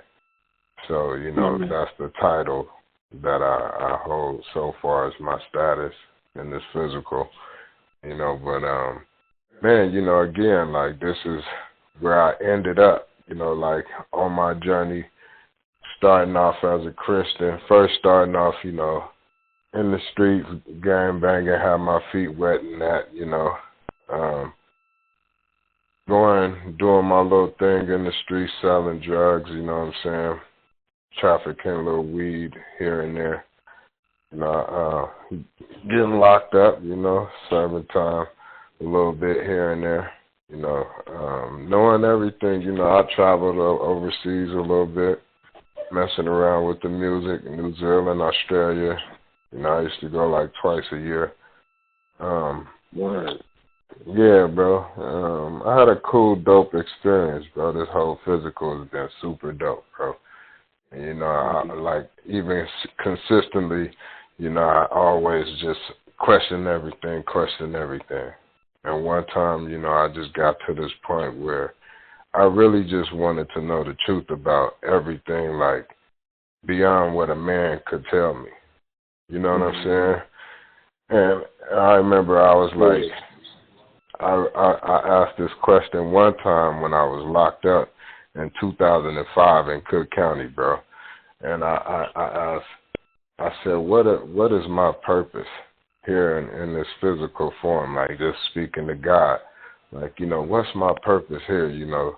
And asking what the purpose of human beings are, you know, here in this physical. Like, I just wanted to know deep information and answers, you know.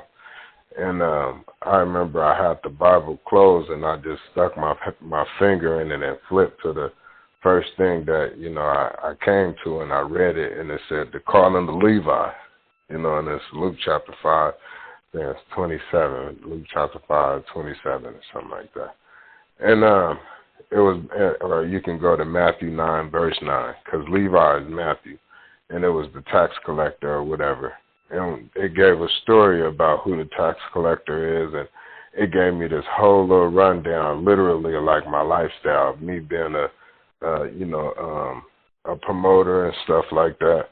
And Levi threw a banquet, throwing parties, and he threw it with the sinners. But I had a way of always relating to the so-called sinners. That was the street people, like where I was always able to cause a certain type of peace. Like I was never really with, the whole kicking up the drama.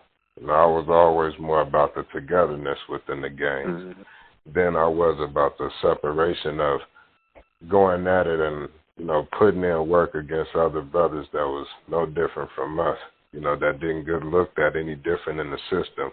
We was all the same. So, I seen things different even as a gangbanger. So certain things kind of was different with me as a gangbanger when it came to other brothers that was opposite or considered to be the ops. I still seen them as a brother, so try to unify everybody, bro. But that was for sure. That was my little journey, though, on that. But so from seeing all that stuff or whatnot, and having my little, life the way that I have, I told Brother Mike, like, one thing I haven't done in this life that we all been taught to do is like we question everything, but the one thing we haven't chosen to do is question nothing. And, bro, like, my whole life changed, bro. Literally, like, it blew my mind when I literally started questioning nothing, where everything became nothing.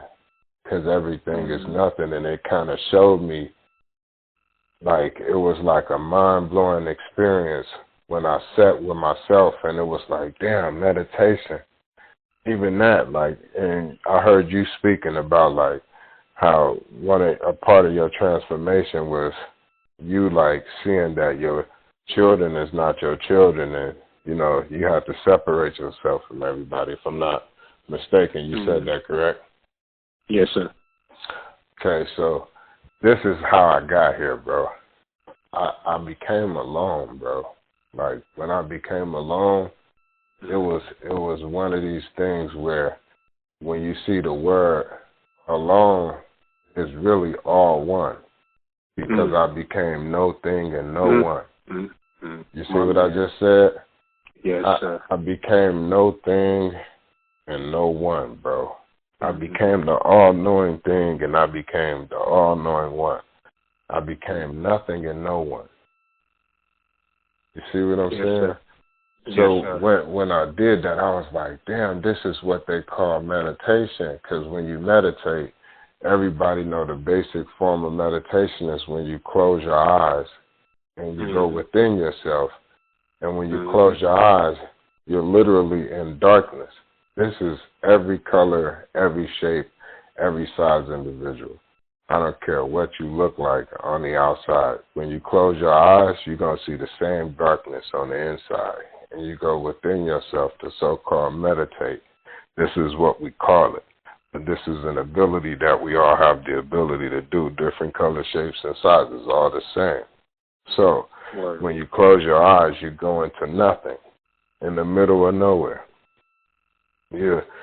And the first thing in the first person, in the first body you get away from is yourself. Like when they say, when you go within yourself and you close your eyes into a deep meditation and you go away from everything and you go away from everybody. The first thing in the first body that you go away from is yourself. That's the first thing in the first body that you step away from. It's who you think you are. It's the body that you think belong to. You know, like this body does not belong to you.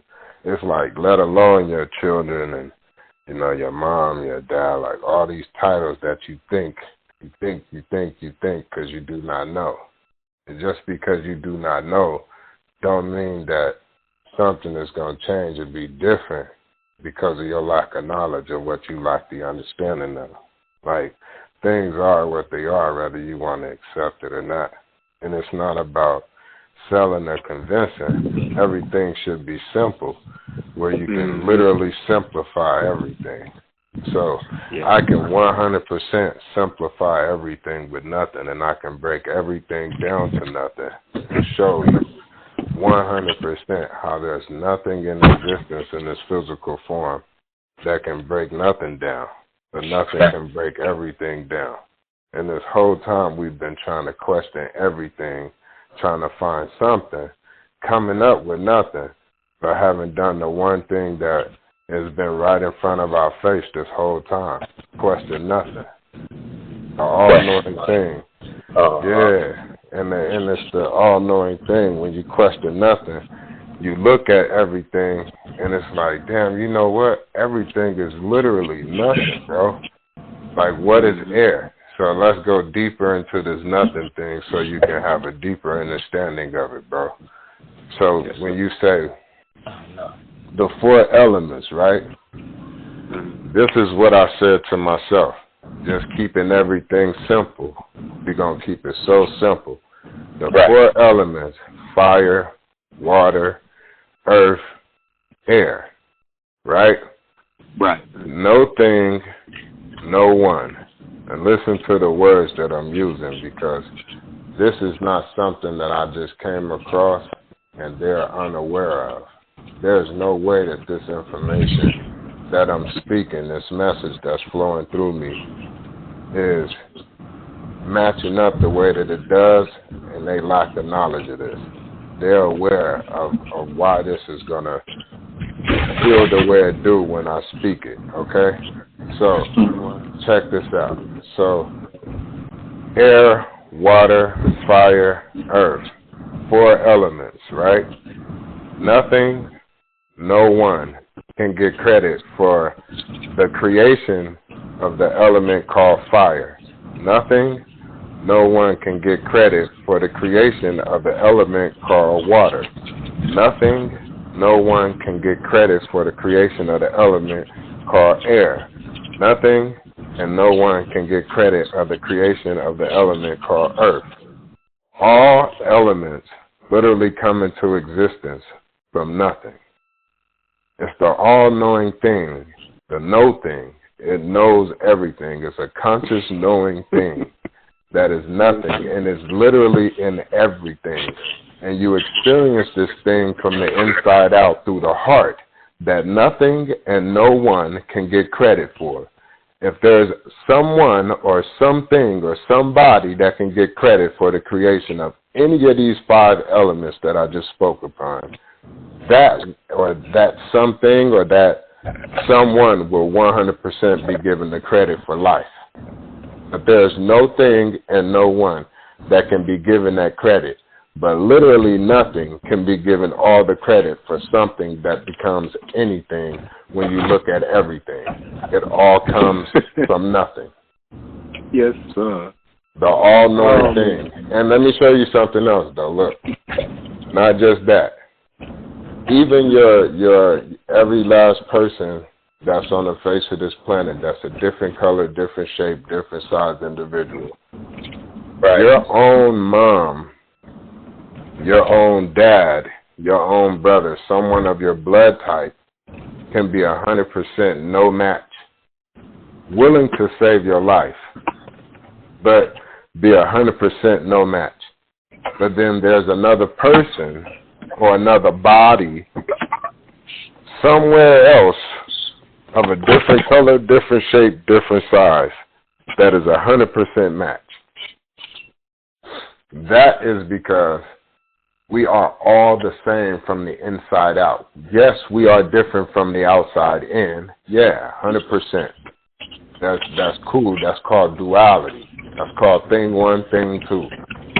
That's called duality in everything from nothing. So nothing in the all-knowing thing that create everything to become something, all is equal. And all is experiencing every element that I just spoke of from the inside out through the heart, through electricity that travels through the heart. That every last one of you come back to life with this electricity that you place on the heart with other electricity at a certain level that will balance you back out in this physical form to bring you back to, because you are life and you're giving life to this physical form. You are life. So when they say come back to life, they saying come back to because you are life. They're calling you life, but you don't know that you are that light. You don't know that you are life. Life is light. The word light just means life. You don't know that you are the light. So when you so-called think you're dying and you're losing your so-called life, it's not that you're losing life. You're fading away from this physical and going back into the invisible. That's the all-knowing thing that you are. And it's been with you this whole time in everything, but it's nothing. So you've been thinking nothing of it, but you speak upon it in everything you speak upon.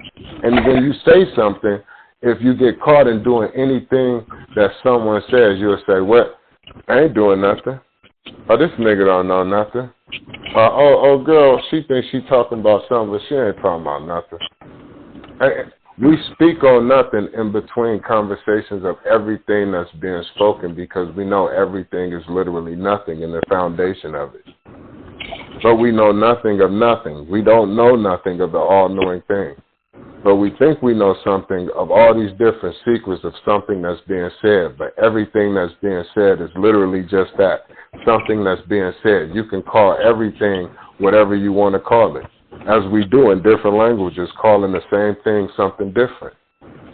Because overall, everything is nothing. And before something becomes anything, it's literally nothing. Thoughts are things, but before the thought becomes something, the thought is no thing. It's the blueprint to everything becoming something. And it's all being created in the middle of nowhere. So when you think you're doing something and going somewhere, you literally ain't going nowhere at all. Because you don't know nothing. Right. You're going nowhere fast, and you don't know nothing. You don't know the all-knowing thing that you are, and you think you have knowledge.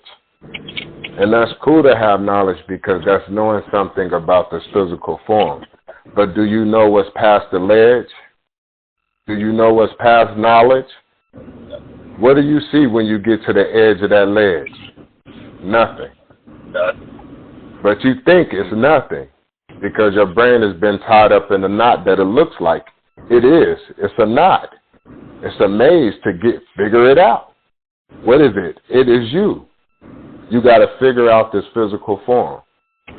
You are the hollow earth and all that stuff we speak upon in subconscious, subliminal, and parable ways and all this stuff.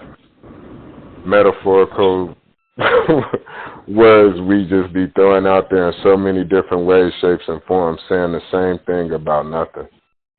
Yes, sir. Literally. Right. And so all these elements that come into this physical form from nothing to become something that we can experience through the heart, that is nothing that becomes something, the first thing that becomes something for you to identify as a human being or have an identity as anything. The heart come into existence first. That's the center of it all. And with this electricity that they pump on your heart to bring you back to life because you are that light, but you're not just the light. You're the yin and the yang. You're the light and the darkness. But they don't want you to know nothing about you being the darkness because if they know that you know something about nothing, you can create something new from nothing. The way everything is created in creation is something becoming something new from nothing. Everything that becomes something new, it becomes something new because of nothing. The all-knowing thing that you are that knows how to create something into something. But it's literally created into something from nothing.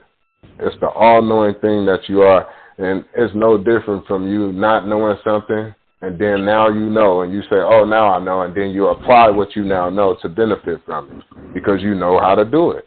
And now it becomes something new, and you say, see, I told you I knew how to do it because now you're showing somebody in the physical form of action speaking louder than your words, you doing something that you're benefiting from. And they can see with your actions of what you just applied in your actions, you doing something that you said that you knew.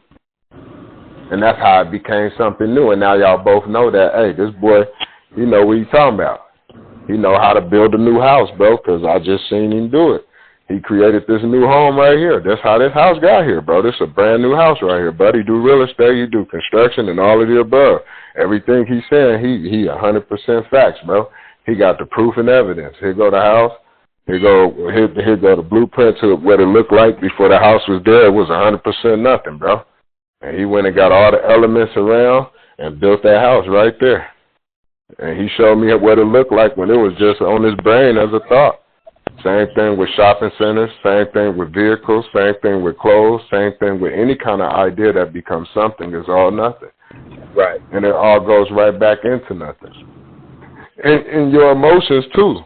Your emotions come and go. Your emotions is tied into every last one of these elements that I'm speaking upon. The water is how your emotions is tied into that. As you cry, tears of joy, you sweat. Water just flows through your body when you sweat. You know, they say water is 75% of the body.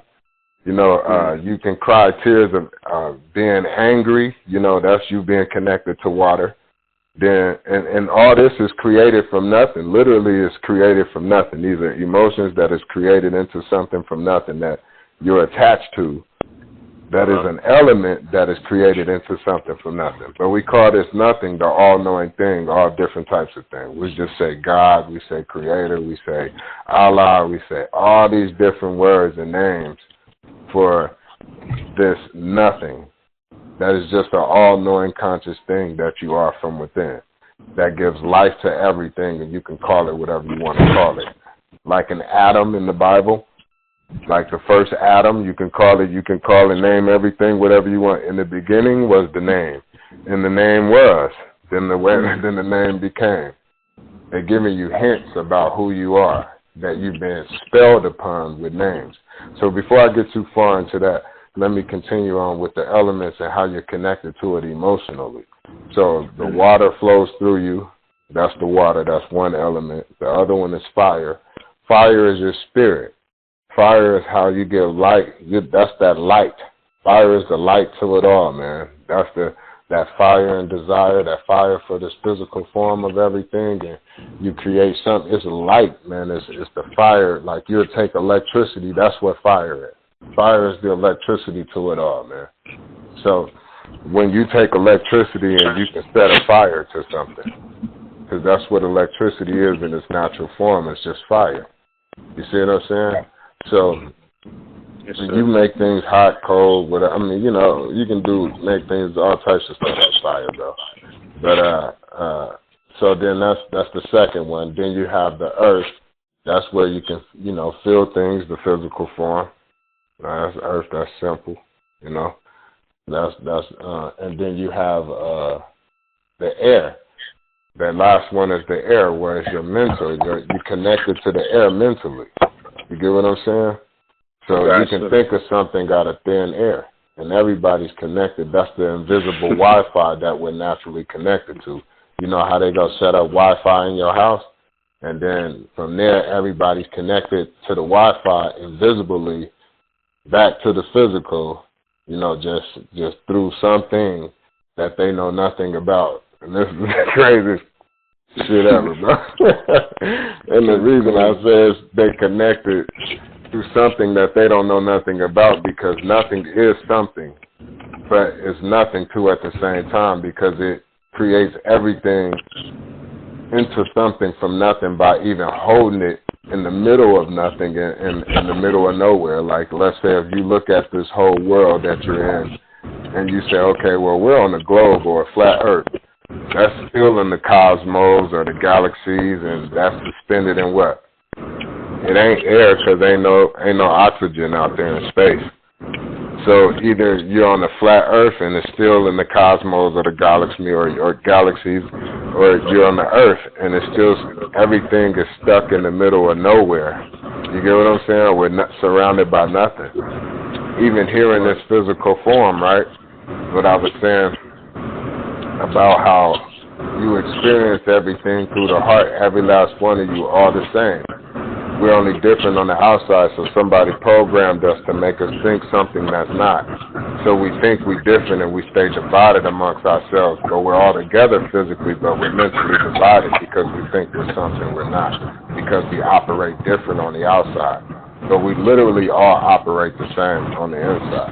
Like there's not one individual on the face of this planet that operate different from the inside. If so, that's what you can consider to be an alien.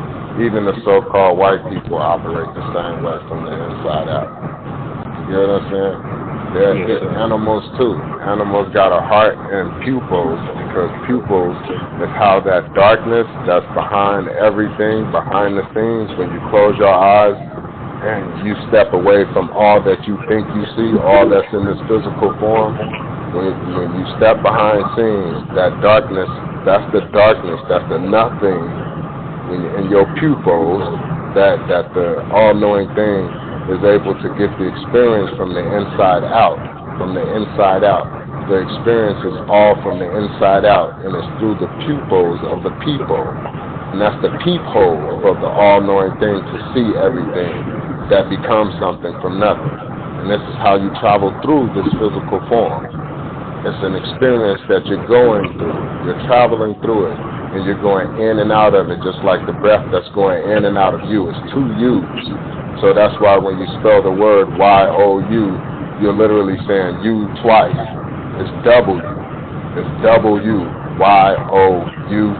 And then the first word, when you spell the word Y-O-U, the last letter is U, but you're actually spelling the word U. So it's two U's, double U. So it's double talk that's being spoken about who you are as a physical form and the invisible form. So the whole checkerboard thing, or the black and white, and that's everything becoming something from nothing. That's the whole darkness to light. That's all that shit is, though. So they make you think that the secret is something, but not telling you nothing about nothing. The all-knowing thing, that's nothing. That's literally controlling everything. So they keep your mind on something that you think you know, and you're always trying to question everything, trying to figure something out. And the whole time, the answer to everything is nothing. And you'll literally break everything down to nothing, 100%, and know the truth about everything. And that's when you finally know nothing at all. The all-knowing thing that you are. The no thing, no one, bro. This is every last one of us. Ain't nobody no different, bro. And this is the one language that we was all speaking because we all knew this. So we all came together to be able to benefit equally amongst each other as the peephole that all see the same from the inside out through the peepholes, where the all-knowing things, the darkness in every last one of us that we go in and out of, this physical to the invisible, the all-knowing thing, the nothing that we go into to power up. That's where the true power is. So you actually can have too much of this physical form, which is the reason why you have to go back into the invisible form to get power from there, because the true source of power is in the invisible, not the physical. See what I'm saying? That's why you get tired and you get drained out here. I don't care what type of diet you on. Even the ones that don't eat any food at all that are called breatharians, these breatharians, they've been living of different color, shapes, and sizes, and they only eat air. And they periodically drink water, and they're super healthy, and, you know, they same thing as Dr. Sabi. You know, everybody have their different way of doing something to travel through this physical form of what they think they know. But at the end of the day, all that they think they know is literally nothing, because what you think you know is letters, numbers, and words that were taught to you by this thing called history. And all these words that was given to you in his story is to tangle your brain up to make you think something that's nothing. But you don't know nothing about the all-knowing thing that create everything into nothing, into something from nothing. So they keep your brain only locked into something that you think you know because you think you're somebody. And that's the first thing that they teach you in history, is to always try to become somebody and do something to be somebody. And that's the whole thing. When you're some of the body, you're just some of the body. You're not the whole one in the body. You're not the one that's whole with everybody, because you see that you're the all-knowing thing and you're the all-knowing one. So you're no thing and you're no one, which makes you everything and everyone. You see what I'm saying? Because just because you're nothing don't mean that you're nothing, like that you're nothing at all.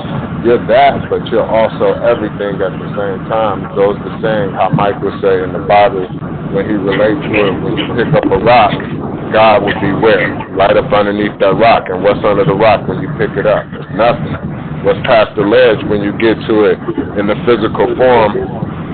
That ledge, when you get to it, what's past it is nothing. Which is why a lot of people is afraid to go past the ledge, because there's nothing else past this physical that can be explained into something, because it's all nothing. So in order to know the truth on what it truly is behind the physical, it's all nothing that's giving life into something that is visible. So it all comes from invisible to visible. And this is the life that we breathe in and out. Like, so even air, what could you do with it? Nothing. You can't do nothing with air. It tastes like nothing too. It even got the taste of nothing. And you can't do nothing with it, and you can't do nothing without it. You see how, and there's nothing going into the something that you think you are in this physical form. And then the even exchange is, there's a nothing, hollow earth. There's a nothing within you. There's a darkness within you that's controlling everything from the inside out. You're not physical first. And we think wrong. We think backwards. We think inside out. We think we're somebody. That's why we think we know something, because we think we're somebody based on what we learn from all these different bodies and what these thoughts are. And all these thoughts are literally just something that come from nothing, that's explaining something about nothing. But we don't know nothing, so we just get caught up in something we think we know in our brain state, in this web of thought. So you're in this thing called a website. You can go where you listen to all these different thoughts of something that people think they know. Peepholes, this is all these people that think they're somebody. They're still trying to be somebody. If you ask them, like, who are you? They'll give you a name and birthday and everything that matches up with being somebody. And that's what somebody is. Somebody is somebody that identifies, that has a name and stuff, and an identity. That makes you somebody. You ain't nobody, I am somebody. Who is you then, nigga? I'm whoopie whoop whoop whoop whoop. And you get your whole name based on who you think you are, because you don't know nothing. You don't know the all-knowing thing that you are. There's so much more than just the physical. You give life to the physical. The physical don't give life to you, so you think you're somebody you're not.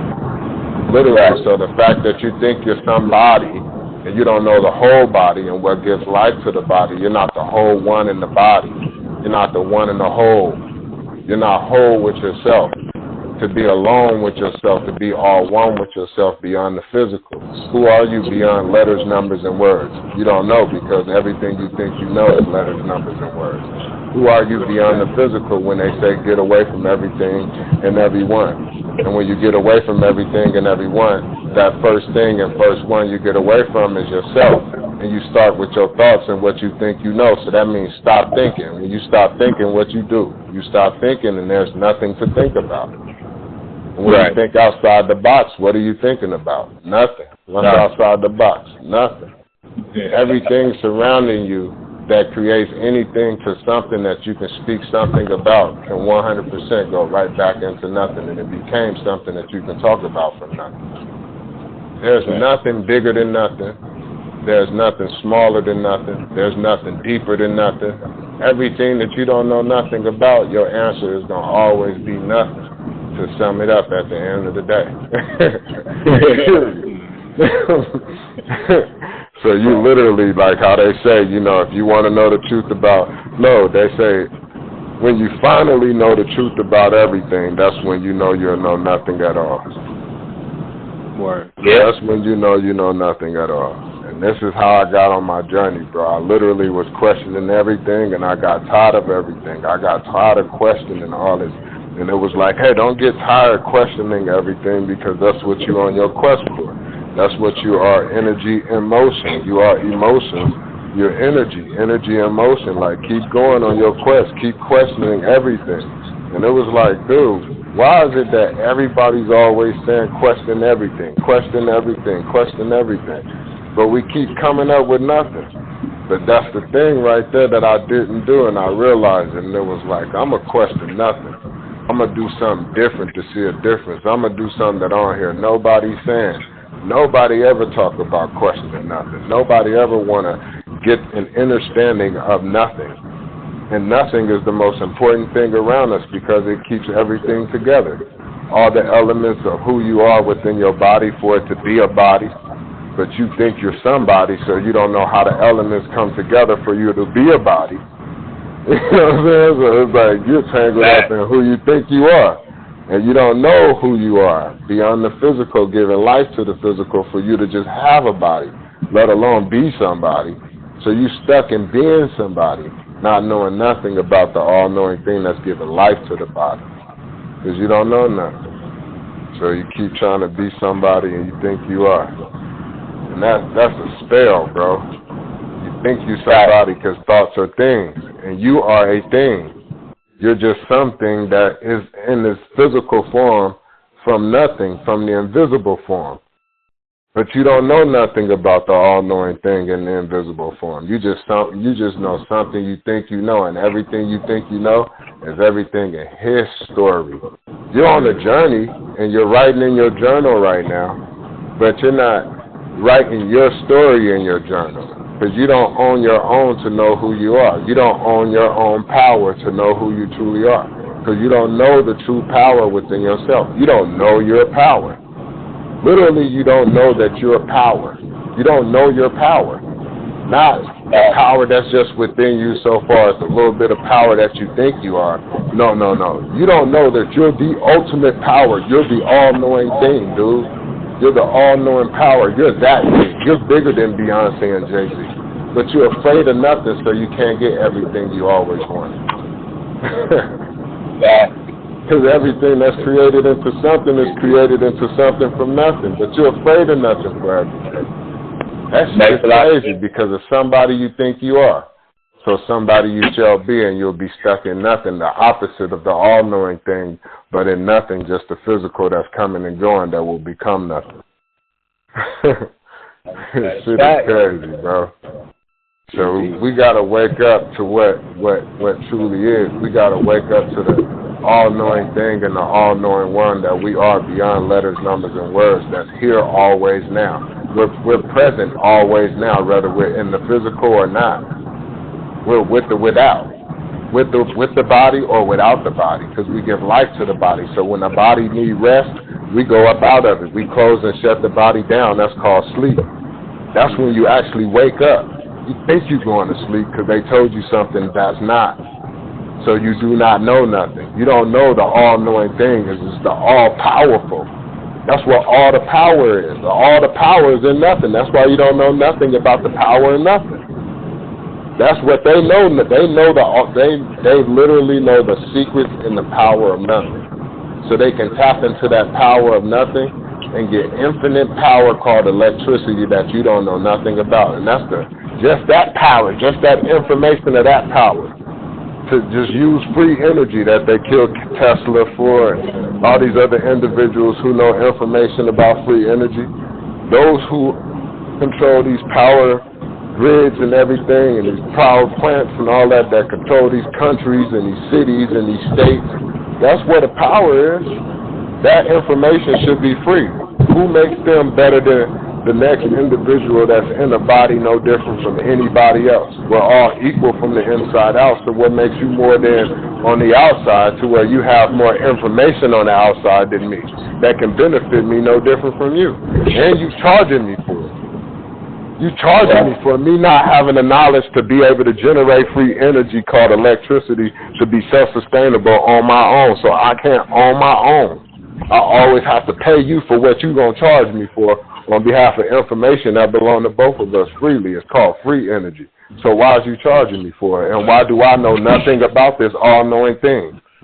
The power to this all-knowing thing. I know nothing about it.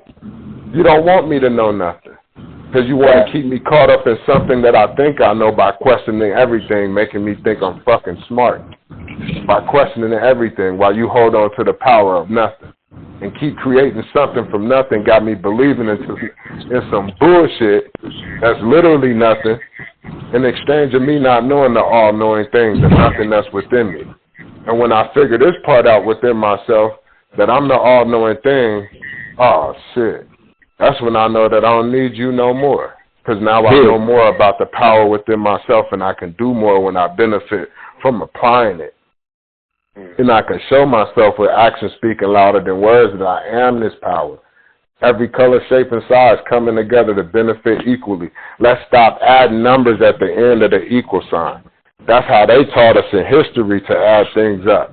When we putting it with a plus sign or a division sign or a minus sign or all these different signs, symbols. They got us operating from within with spelling beings. Our vibration, the bee, the bumblebee, the bee, the buzzing vibration, the energy that buzz, the energy that you are that stays flowing and going and growing. But they got you stuck in a loop in a time zone. When you get in the zone doing something, you stay locked in. Boom. That's like even if you got a good shot on the court. You get in your zone, you're going to stay on. They go, whoa, that's that boy. What? Nigga, he in the zone. They got you in the time zone, bro, where you think you something you're not. And you're moving according to what time it is, and it is you, and you do not know it because you keep moving it according to time. And when you're according to something in the physical form, that means you're plugged into it. That's what you're giving power to, and it has power over you now. Because what you give power to will have power over you. So if you think you know something you do not know, and you give power to something not knowing something, ooh, shit. What you give power to will have power over you. So that you shall be. That's how powerful you are when you do not know nothing. Right. Dang. Come on, man. We got to stop competing with each other thinking we knowing something, trying to be right, wrong, winner, loser about something. When at the end of the day, none of us know nothing, nigga, and we ain't got nothing to show for the all-knowing thing that we are. They do. That's why they keep creating all these fucking stories that we believe in, not knowing nothing about the true power behind the scenes, literally behind the scenes, behind everything we think we see. Because thoughts are things, and if they're controlling your thoughts and everything you think you see, what the fuck is you seeing then? You don't know what you see. You don't know nothing about what you're seeing. Okay. You don't even know who you are when you look in the mirror and see yourself. Because you don't have no insight of who you are beyond letters, numbers, and words. Everything when you look in the mirror and sum yourself up is with some kind of letter, number, and word in his story. Who are you beyond his story? Who are you in that dark in the middle of nowhere with nothing? That's giving life to this physical form with or without any body. First thing, first body is yourself and everybody you think you are. To somebody that you think is somebody to you. We got to ask deep questions, man. This is the deepest questions you will ever have because there's nothing deeper than the questioning of nothing. Name something deeper than nothing. I'll wait. I'll be waiting on nothing. Bro, this is the message that just started coming through me, bro, and I was like, hey, I'm going to speak it, and for those who have an ear, let them hear, and hopefully I'm able to enlighten people from the inside out to you being that true light and the darkness. You're not just one-sided as somebody that's being given life, that's being given light in the physical as somebody you think you are. Nah, don't just be some of the body. Be the whole body. Know who you are in the invisible too, man, because you are an energy being. You are a spiritual being first, right? Having a human being experience. Okay, if you say you know this and this is what you say out of your mouth with these words that you use to express yourself and what you think you know, if you are spirit first, then why the hell are you guys divided amongst each other in the physical when everything is shown to you as one and equal from the invisible? Every last one of you are all together experienced in this life the same exact way from the inside out, and you can lose it the same exact way from the outside in. So your difference is only in what you think you are that you've been taught as a baby because you don't know nothing, and as a baby you knew nothing. And you was beautiful then at that time. You didn't give a fuck about a color, shape, or size. Because it didn't have a name to be identified as a color, shape, and size. You had to get taught the bullshit. Come on, man. Right. Time to wake up, man. You gotta wake up. It's okay to know nothing, man. It's okay to be nobody, because that's where the power is. They want you to be afraid of nothing. They don't want you to know nothing in the dark, because that's where the truth is. That's why the truth gotta come to the light, right? If the truth is coming to the light, where is it? It's in duality of the light. Where is it? What's duality of the light? What's the opposite of the light? Darkness. So that means the whole time the truth was in the dark, my nigga? It seems to me, everything I see in the light looks like it's bullshit to me. Period. Yeah. I can call out a ton of bullshit, bro. Personally in my life with people I know. Period, bro. I can point out this whole physical form. I can call out 1 trillion tons of bullshit, bro. But I can't call out no bullshit and nothing. It gave me the truth about everything. And it let me know it's okay to be the all-knowing thing. It's okay to be nothing. That's where all the power is.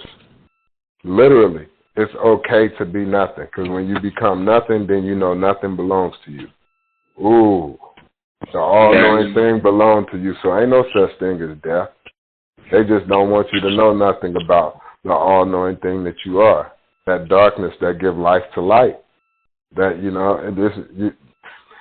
bro, we got to wake up. We really got to wake up. If we don't wake up fast enough, then it's going to be an issue. For those who have an ear, let them hear. This is just simple, I guess, information at the end of the day, It's real simple. And I don't get this information trying to be right, wrong, winner, loser. I'm just literally just saying simple, basic stuff. We say we like for everything to be simple, and why didn't the Creator make everything simple? Well, shit, how about if it was so simple that everything is nothing now, nigga? What if it's so simple that I can break everything down to nothing, bro? Like if that's not genius, bro, I don't know what the fuck is. If that ain't genius, bro, I don't know what is. Literally. Indeed. And we control it all from the inside out. We control everything from the inside out, bro. Just stay centered. That's all. Stay centered. Everything is about staying centered. You stay centered, man, you're going to be good, bro. That's called balance within yourself when you stay centered within the physical and the invisible. That's the power sign, bro. You're the one in the whole one. You're the one that travels through the whole of your dad, and you're the one that goes through the whole of your mom. You're coming and going. Your dad comes, and you come through the whole of your dad, and then boom, your mom comes, and you go through the whole of your mom. Your mom. And that boom, it's that simple. You coming and going. Brother, the true power is literally when we close our eyes and we wake back up with more power to be able to operate in the physical. It's not the opposite way around, bro. You don't see nobody getting that type of power that you do from the invisible like the physical. You don't see them doing that shit in the physical. Ain't no power in the physical like that in there, how it is in the invisible, bro. That nothing got a whole lot of power in it. That's why we don't know nothing about it. And it's the truth that's right in your face. Literally, it's in your face. Nothing is in your goddamn face, and you don't know nothing about it. And it's literally everywhere. And it's the most powerful thing on the face of this planet. You can tap into nothing and get fire, electricity. You can tap into nothing for all types of shit. Water. Those are so-called black dudes. He created a machine, bro, that made water out of air, bro, out of nothing. Fresh water out of air. Literally, bro. So it's information that we lack the knowledge of when it comes to knowing the all-knowing thing that gives everything equally in abundance for, like, infinite amount of shit. Like, there's, you know what I'm saying? Like, come on. Yes, sir. Like, yeah, man, it's just somebody, and we know it's enough for us all to have, bro. Like, I think one of the things I was looking at said that there's more empty homes, there's more vacant homes than there is homeless people. Like, are you fucking serious? Like, how are we living? And then we go in grocery stores and we see all this so-called food that's far more than enough to feed homeless people And people who are just starving, not just homeless people. You got people with a roof over their head that can't eat shit. So not just the so-called homeless people, but all these people that are in need to just eat something. Just that simple basic need right there, just the so-called eat something, right? And the food be going bad. Yeah, I was just about to get to that. Man, no, you good, bro. I was just going, that was the point I'm getting at. You go in the grocery store, you see all this food, bro, a ton of it, and then they allow it to get bad, bro, and have the nerves to throw it away and say it's illegal for you to give it away. It's by law they got to throw away food that can help somebody. That shit don't make no... What kind of world are we okay with living in? Like, you know what I'm saying? Like, you really got to question yourself. Like, the change literally starts with yourself. What are you doing different to see a difference in this world? You got to get rid of his story and everything you think you know. So you got to step out of letters, numbers, and words. So you got to start over with nothing. That's the best way to create something new. You start with nothing. So start with nothing. Start with the all-knowing thing that you are, and everybody work together to benefit equally. Scratch off the numbers at the end and leave the equal sign at the end. And watch how all benefit equally regardless on what numbers you put together in the beginning. At the end, we'll all benefit equally. It'll never be one-sided because we're intelligent enough to know how to benefit equally amongst each other regardless of the numbers. If we know how to be intelligent enough to fucking have a 1% have more than a 99%, for fuck sure, bro, we're intelligent enough for us all to benefit equally. Come on, man. Come on, man. If we are intelligent enough, bro, for us all to be dummied down enough for there to be a 1% that have so much more than us, not just knowledge, but materialistic shit and everything else. You feel what I'm saying?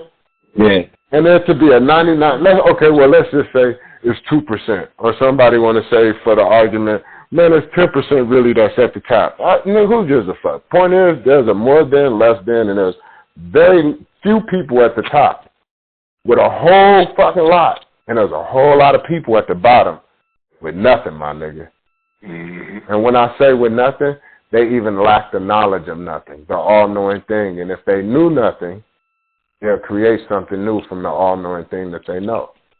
And they'll know that they need nothing from the old system. You see what I'm saying? And now you create a new system that everybody can flow through. What is a system? Something that electricity flow through. Our energy is being flown through a time zone. We got to start going by what? The now. Because what's always here beyond the time zone? Now, nigga, whatever. I don't care what time you say. What time is it, bro? Morning time, bro. You still in the morning time. At some point in time, you always saying, I'm finna do this right now within the time of the morning. I'm finna do this right now in the time of the afternoon. I'm finna do. Now exists regardless on what time it is. But we ignore it. But we say, we acknowledge it and ignore it the same way that we do nothing. We speak on nothing, but we don't know nothing about nothing. But we acknowledge nothing in our conversation all throughout our whole fucking day, bro. I'm telling you, bro, if y'all would just from this point on listen to how many people articulate nothing in their conversation, overall to sum something up, even yourself when you say something now.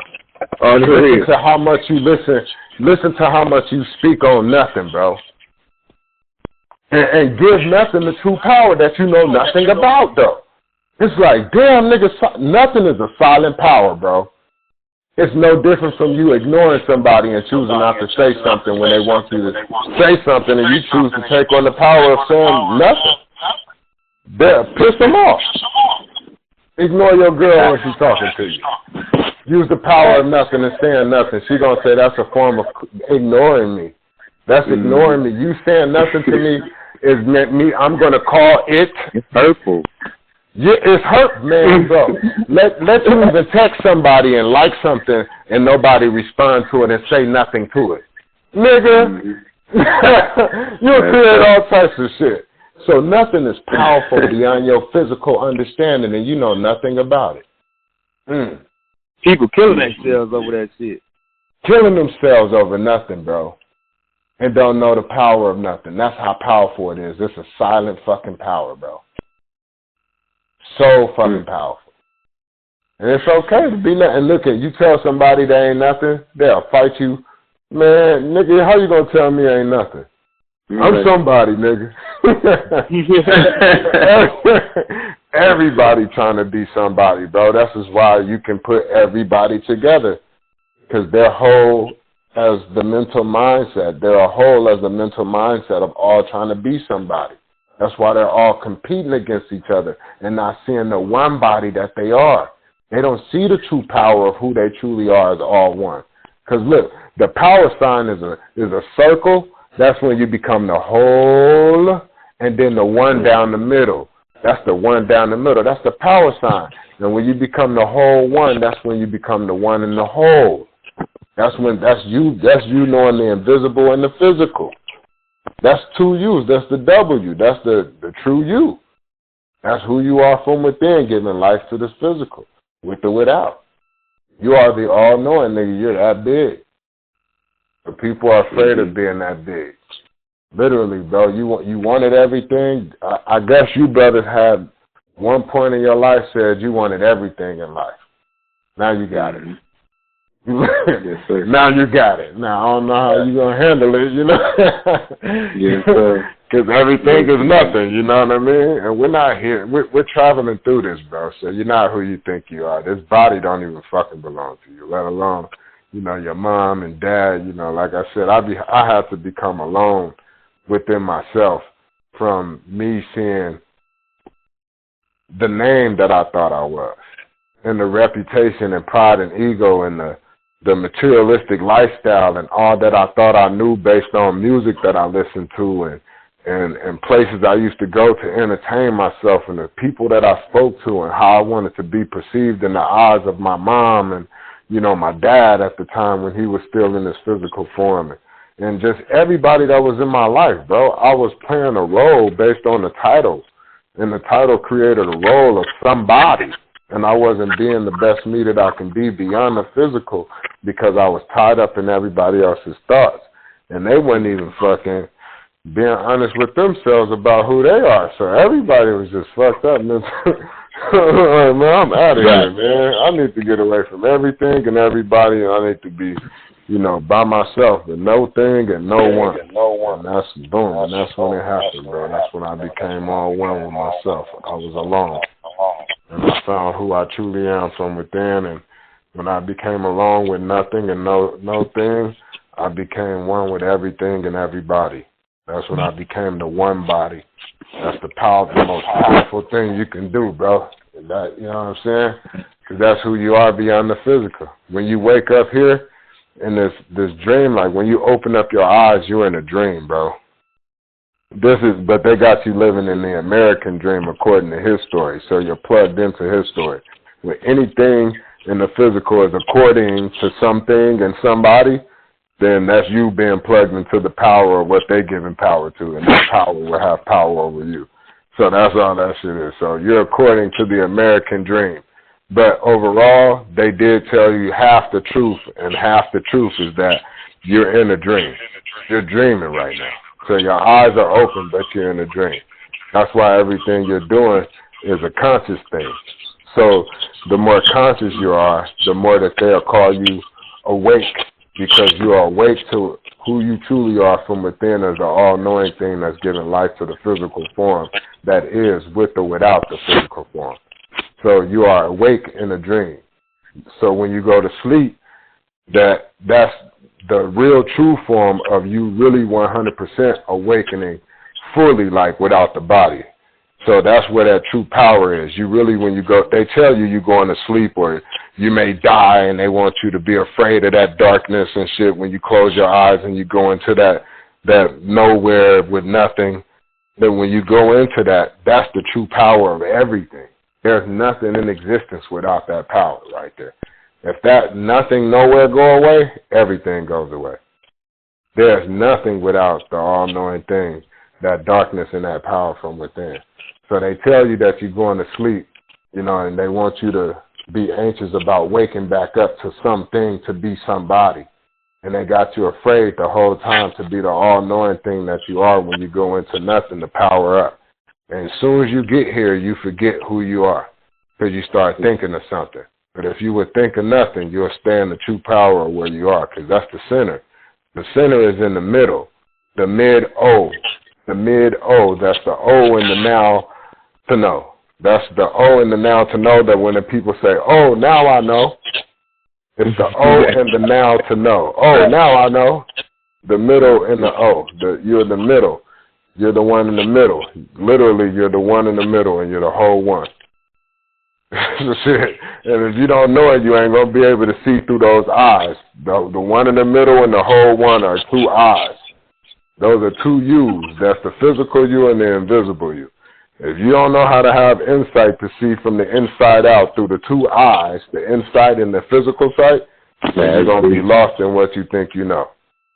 Because your brain is who you think you are, and you think in your brain that you're somebody, and you don't know who you are beyond the physical without a body. So your brain is here for you to get the experience of this physical.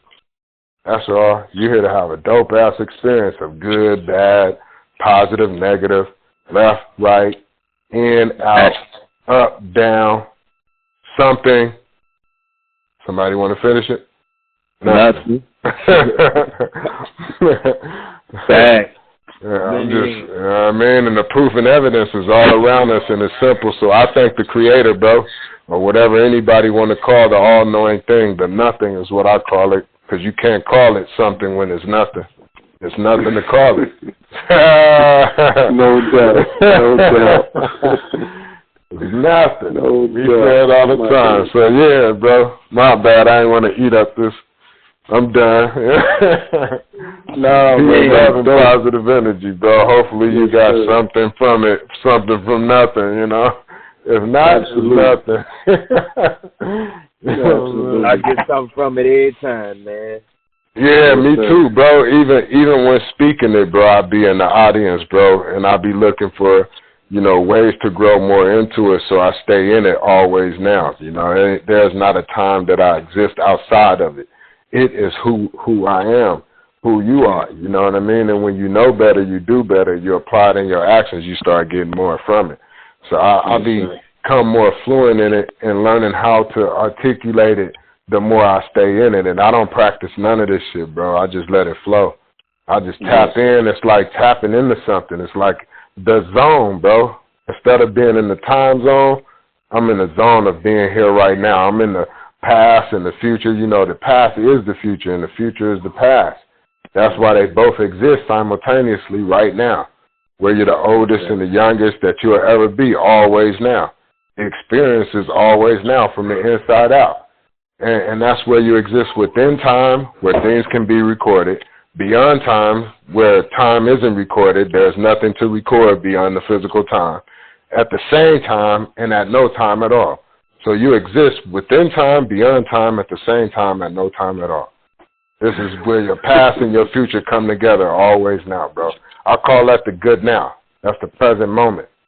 That's the gift of now, bro. That don't have to be good or bad. I don't give a fuck what's happening. It's all dope as fuck, bro. And it's something that's going to come and go. Ain't nothing here to stay forever. So ain't shit yours. Not even the body that you controlling. You got to think about how deep that is, bro. When nothing belonged to you. Nothing belonged to you. Not even the body that you controlling, bro. So, nigga, if you think your wife is yours and your son is yours and your daughter is yours and your mama is yours, you so lost you have no fucking clue, bro. You don't know nothing. You don't know nothing, bro. And when you do, that's when you see that they are more than just yours. They are one. They are you too.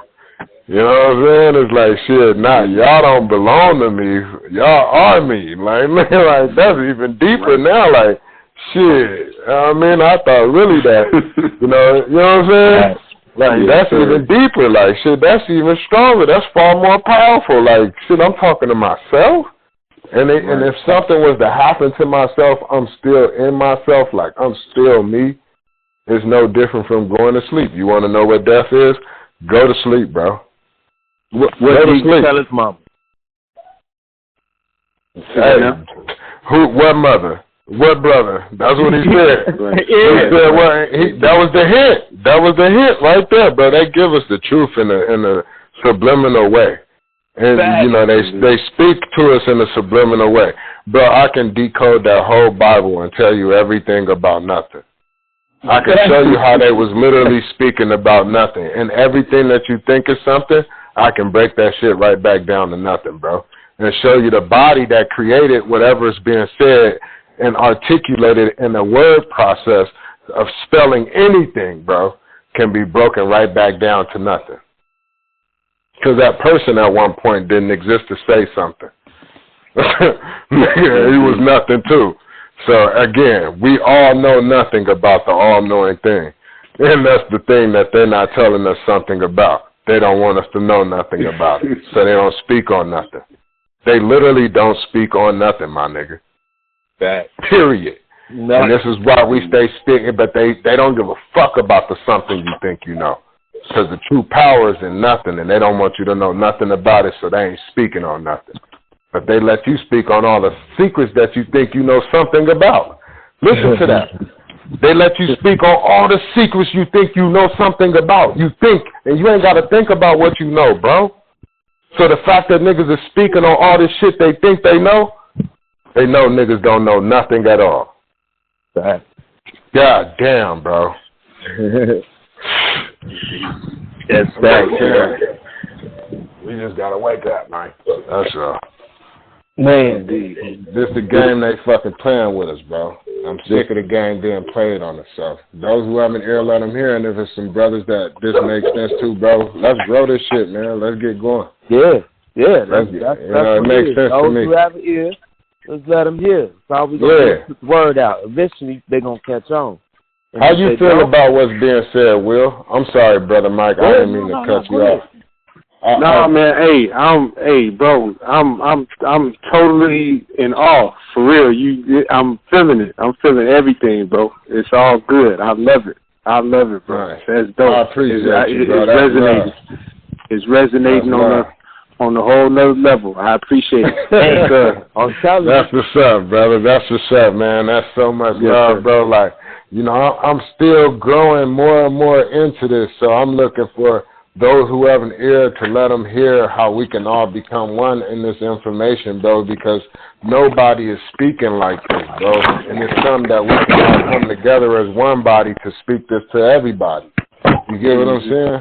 Yeah, yes, sir. You know, I'm just like, yo, it's time for us to do something different to see a difference. Then, shit, you know, here goes nothing. Why not? You know what I mean?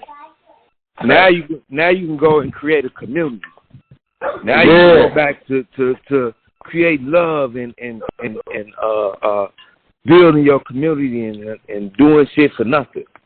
Yeah, bro. Yeah, because you know nothing belongs to you now, and you ain't trying to hold on to something because you know everything is nothing. So everything is like, okay, gonna be what it is, regardless. So it's like, hey, look, let's benefit equally amongst each other. Because all this shit is just going to come and go, and even the body is going to come and go. So let's make this physical one that we can experience to benefit equally amongst all that can experience it always now, regardless on what time it is, morning, noon, and night. Even if you want to hold on to time, that's cool. Stay where you are in that mental mindset, and we can still get cracking always now, regardless of what time it is. We can still get cracking for those who don't know. All it takes is a few, bro. It ain't never been a whole lot of people to change the world in a major way. The people who controlling it ain't a whole lot of people. So all it takes is a few, bro. You get what I'm saying? It's just those who really got an ear to hear and know the true power of nothing, the all-knowing thing that you are, bro. You're a conscious thing. And look, we created this thing called technology, right? Technology wouldn't even be technology without the first piece of technology that created it for it to be technology. You get what I'm saying? And technology mimics everything a human being does, because human beings are the first piece of technology. And that's why the computers act like human beings. It's just replacing what human beings naturally know how to do. You get what I'm saying? So and even that, like that all-knowing conscious thing that we look at called a computer that we go to for every fucking thing. You get what I'm saying? But we don't know nothing about the all-knowing computer within our own selves. that create that damn thing that we call the computer outside of ourselves that we go crazy about. That shit ain't nothing compared to this first computer within who you are as human beings. You get what I'm saying? That other one wouldn't even be in existence if it wasn't for this first existence.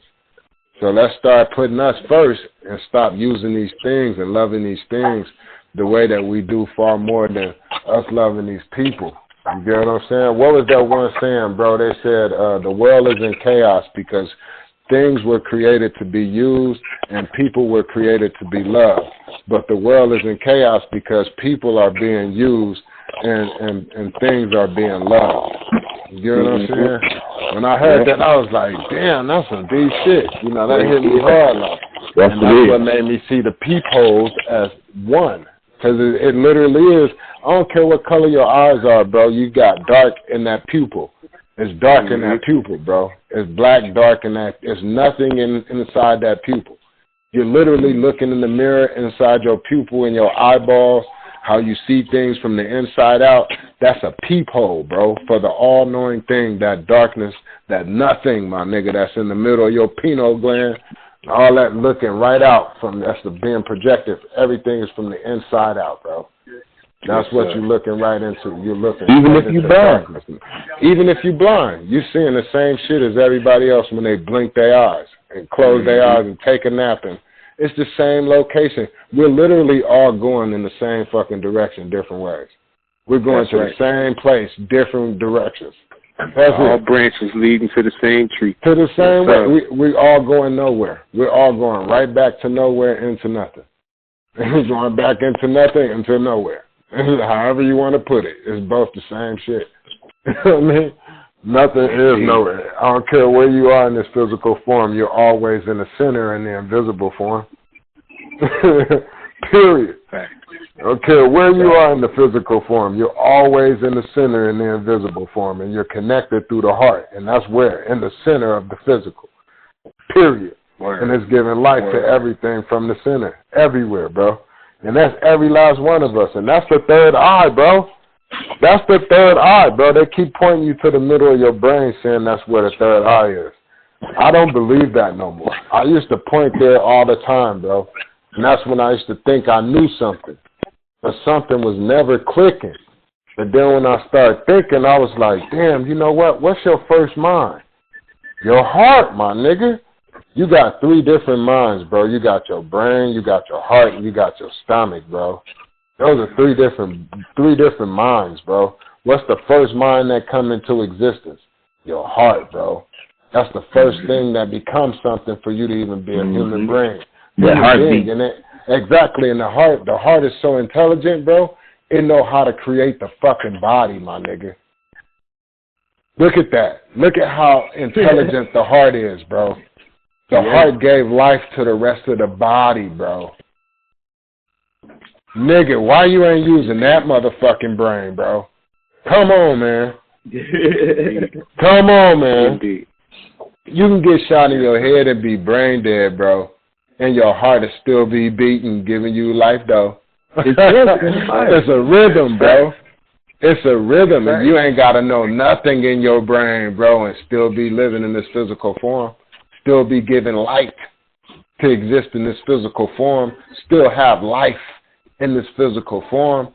Brain dead, though, knowing nothing, knowing the all-knowing thing, because the all-knowing thing don't need nothing to exist in this physical form. And when you know that you're nothing, the all-knowing thing in this physical form, you ain't going to need nothing. You know what I'm saying? You ain't going to be trying to hold on to nothing but the all-knowing thing. So you ain't going to try to keep nothing in this physical because you know nothing and no one belongs to you. The all-knowing thing and the all-knowing one is the only thing that belongs to you. And when you figure out that that's you, you like, nigga, I don't want to be just no physical.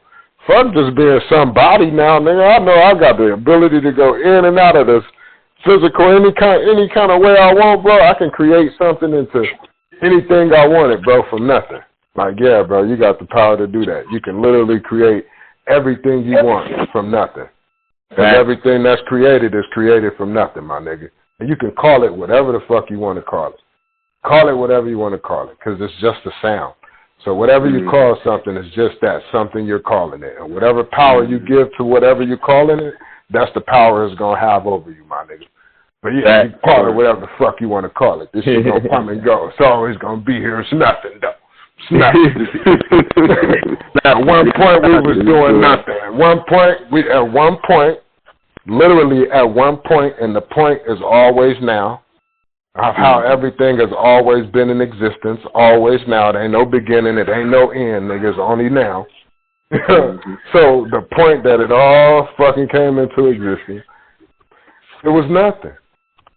And at the end of the point, at the end of the whatever the fuck you gotta say, when you put the period at the end, it's gonna be it's gonna end in nothing, bro. That's how we draw shit, bro. When you put the pen on the paper, it starts with a point. Boom. It's the center. And then when you're done drawing, it ends with a point, right with the center. So it don't matter what you're doing in between. It's going to end and begin in the center. Always. It don't matter what you're drawing. It's the electrical magnetic being that you are when you draw something from the point of nothing within, and then it becomes something on the outside within the physical. It's a point. That's a point. Everything just, and then it's going to be here in this physical point, and then it's going to go back into the invisible point. That's just how everything is. Everything becomes something and nothing. It's simple shit. It's so simple, bro. It's so simple to where, like, now it's like, shit, you can't trick me with nothing no more. You can't trick me with nothing no more. Literally, you can't trick me with nothing no more, because everything you've been telling me was something about nothing, but I didn't know nothing, and I've been getting tricked with nothing. Not knowing nothing. So now that I know nothing, nigga, you can't trick me with nothing no more. You can't trick me with nothing. And now I know. Oh, now I know. Yeah. I'm the O in the now to know now. I'm staying centered in the O in the now to know. And that's that now that's inside the know, and that O that's inside that now to know. You know what I'm saying? That shit, bro, this is crazy, bro. It's just staying centered in the middle. In the middle O. In the middle O. In the mid O. That shit crazy, bro. Thanks. Yeah. So, yeah, man, we got to get together again whenever y'all ready, bro. I'm ready to have this conversation and speak on this as much as possible, and even gather more information on nothing to break down everything. You know what I'm saying? Yeah, I mean, it's out there, bro. I mean, we can break everything down, bro. Like, nothing gobbles everything up. Literally, bro.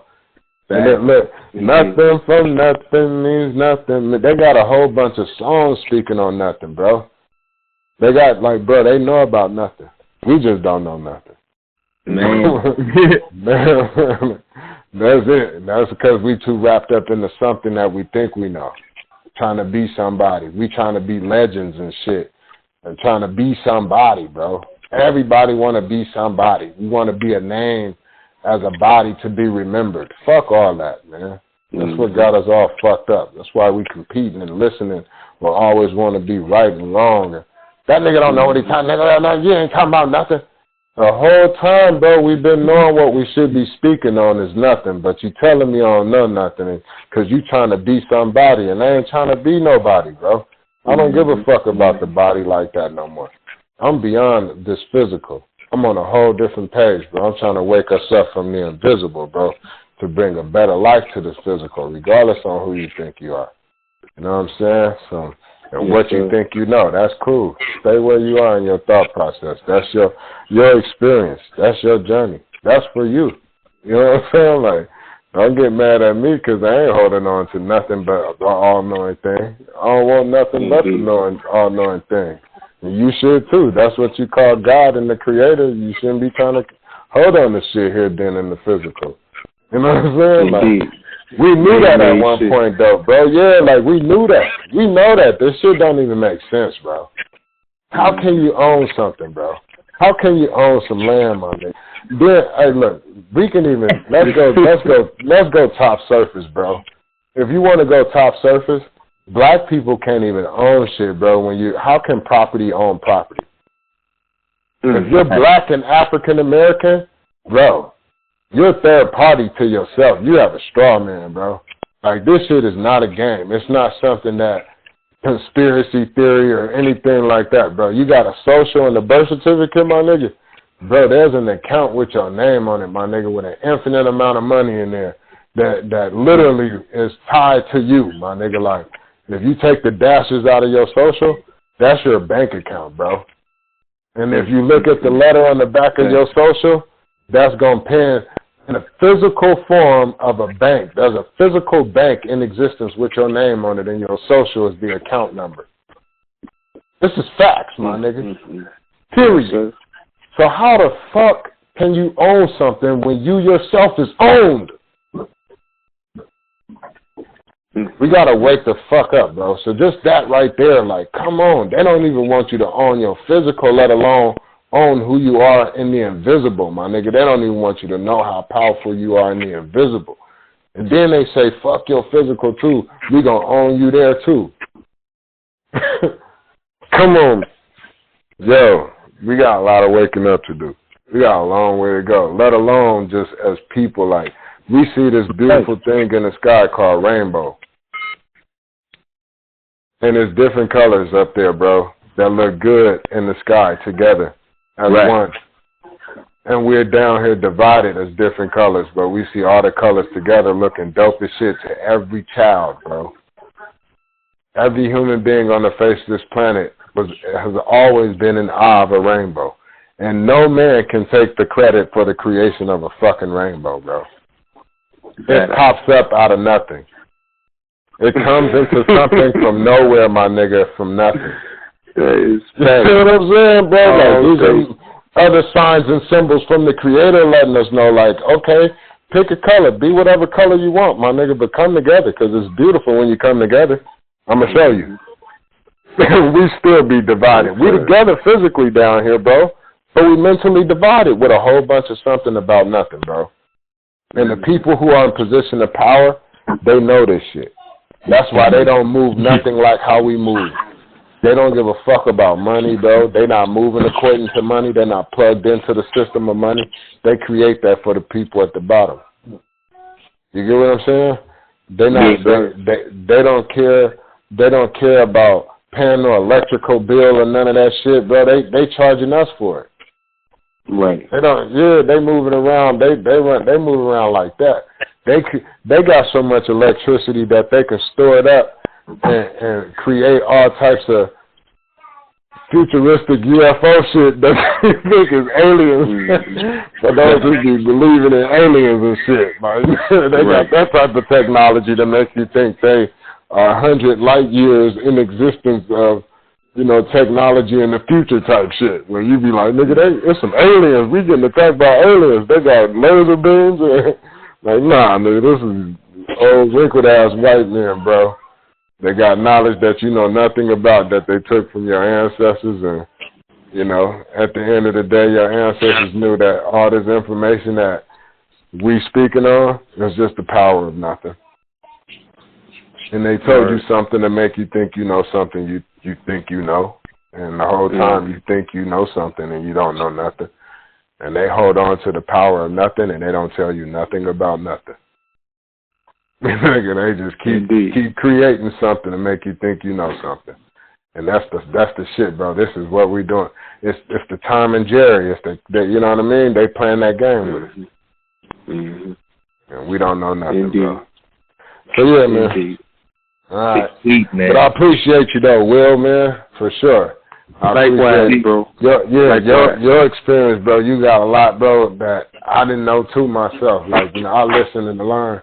You know, I'm still in this physical, and there's ways to operate in this physical for sure that you can benefit from. And I don't know it all. I know everything, but I don't know it all. So it's a lot of information that I do not know. But at the same time, there's a lot of information that I do know. You know what I'm saying? Yes, sir. So that's right. I'm always learning.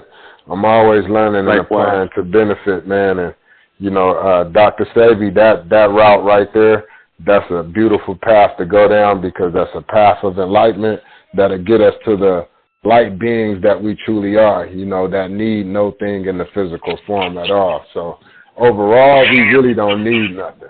We really don't need nothing. We can exist in this physical form. And the breatharians, they proved it. You know, they fucked me up with that one. I was like, God damn. You know, I thought, you know, getting to just my whole point before breatharians, bro, I was gonna go to like you know, the juicing, where they was doing like just the vegetables where it's juice, like not smoothies, but like just I got you. Yeah, so I was gonna get to that level. I'm like, yo, that's how I'm gonna live my life and eat. You know, that's gonna be my way of eating. You know, I just do the juicing with the vegetables, the herbs, and all that. Everything you were speaking on. And that was going to be my level, man. And then when I came into this, it was a brother, man, dark-skinned black brother, so-called black brother. And, man, it blew me away. I was just listening to him, and, you know, he had different little wives and stuff like that and other little people that was about the same thing. You know, have you ever heard of it? And what's it called again? Breatharians. No. When you spoke on it, that was the first time that I heard about that. Yeah.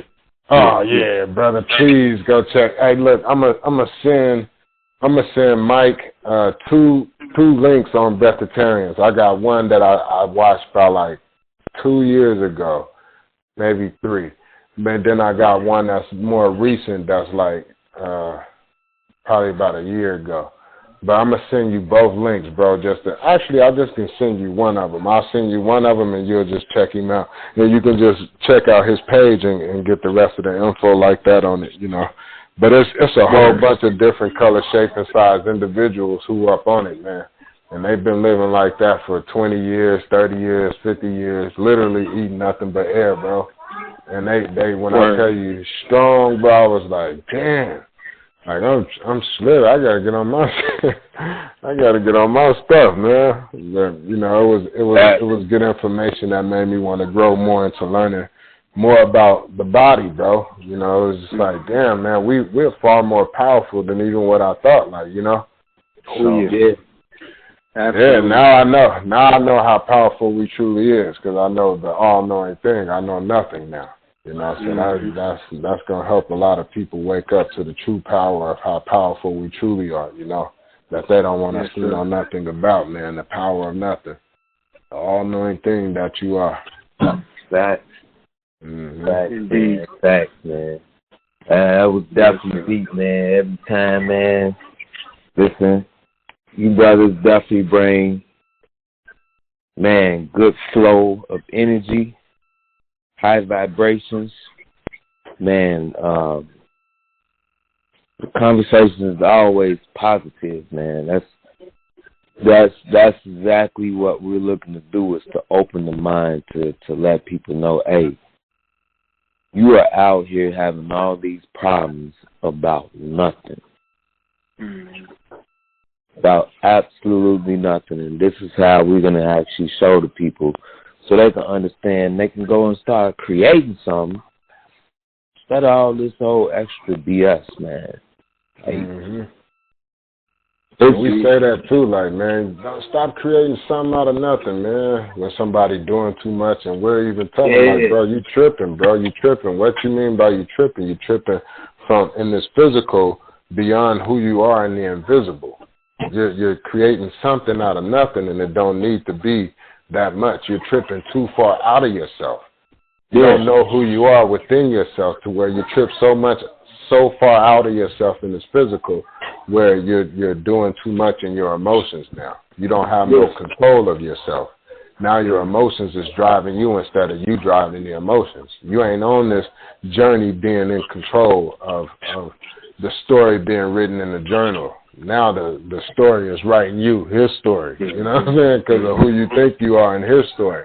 You know what I mean? And his story got all types of shit in it, man.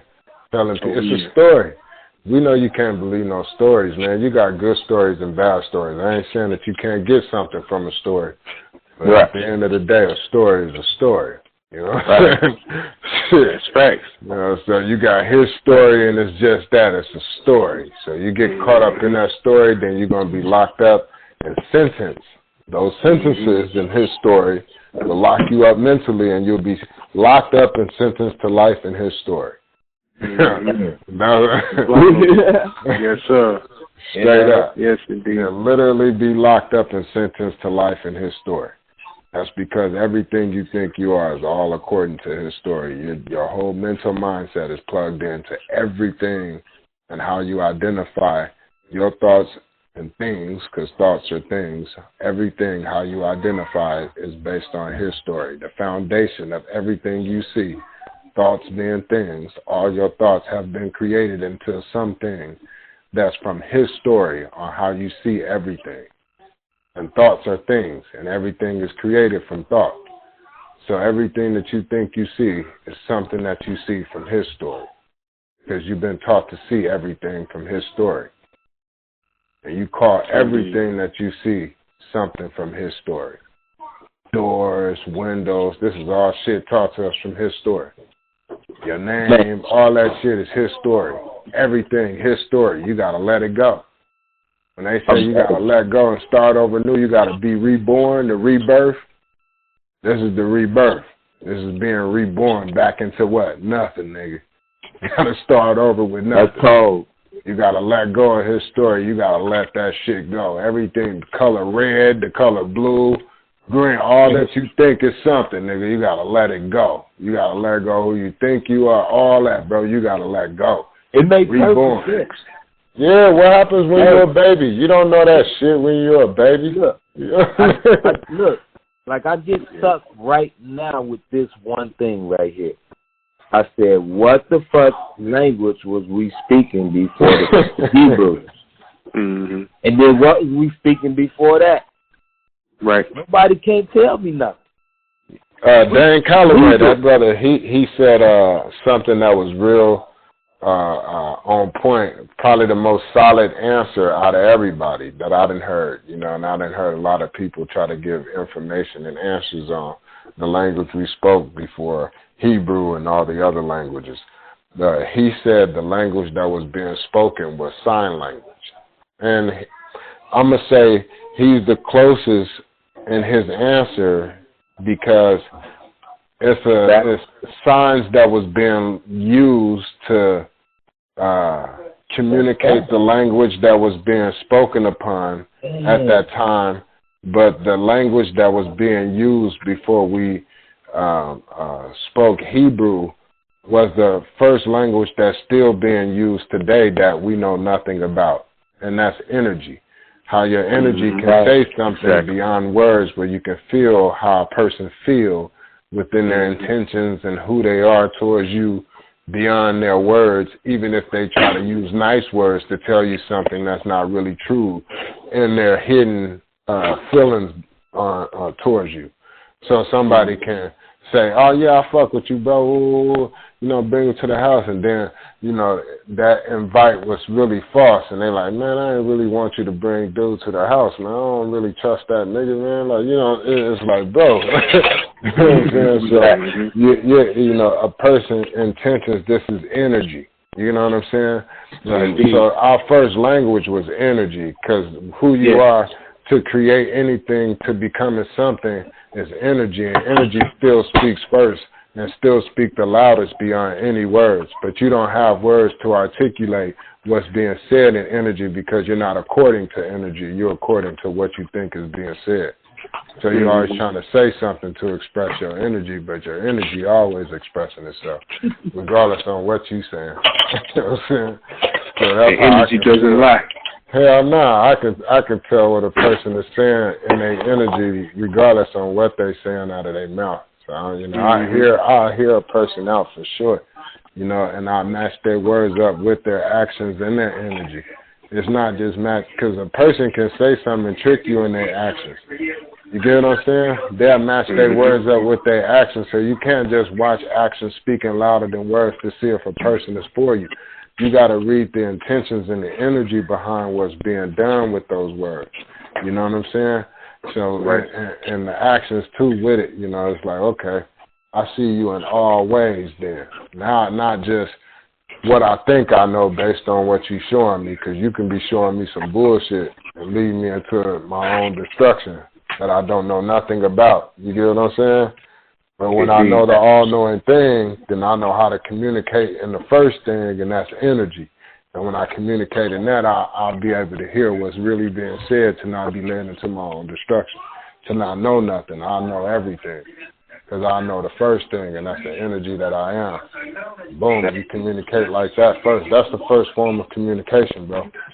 For me, this is, I'm not going to say I'm right about this, I ain't going to say I'm wrong about this. This is just, for me, I feel the first form of communication is still the first form of communication that's being heard right now, with proof and evidence. People feel, and, we communicate in energy first before words. Indeed. So you can express that energy with words, for sure. Fact.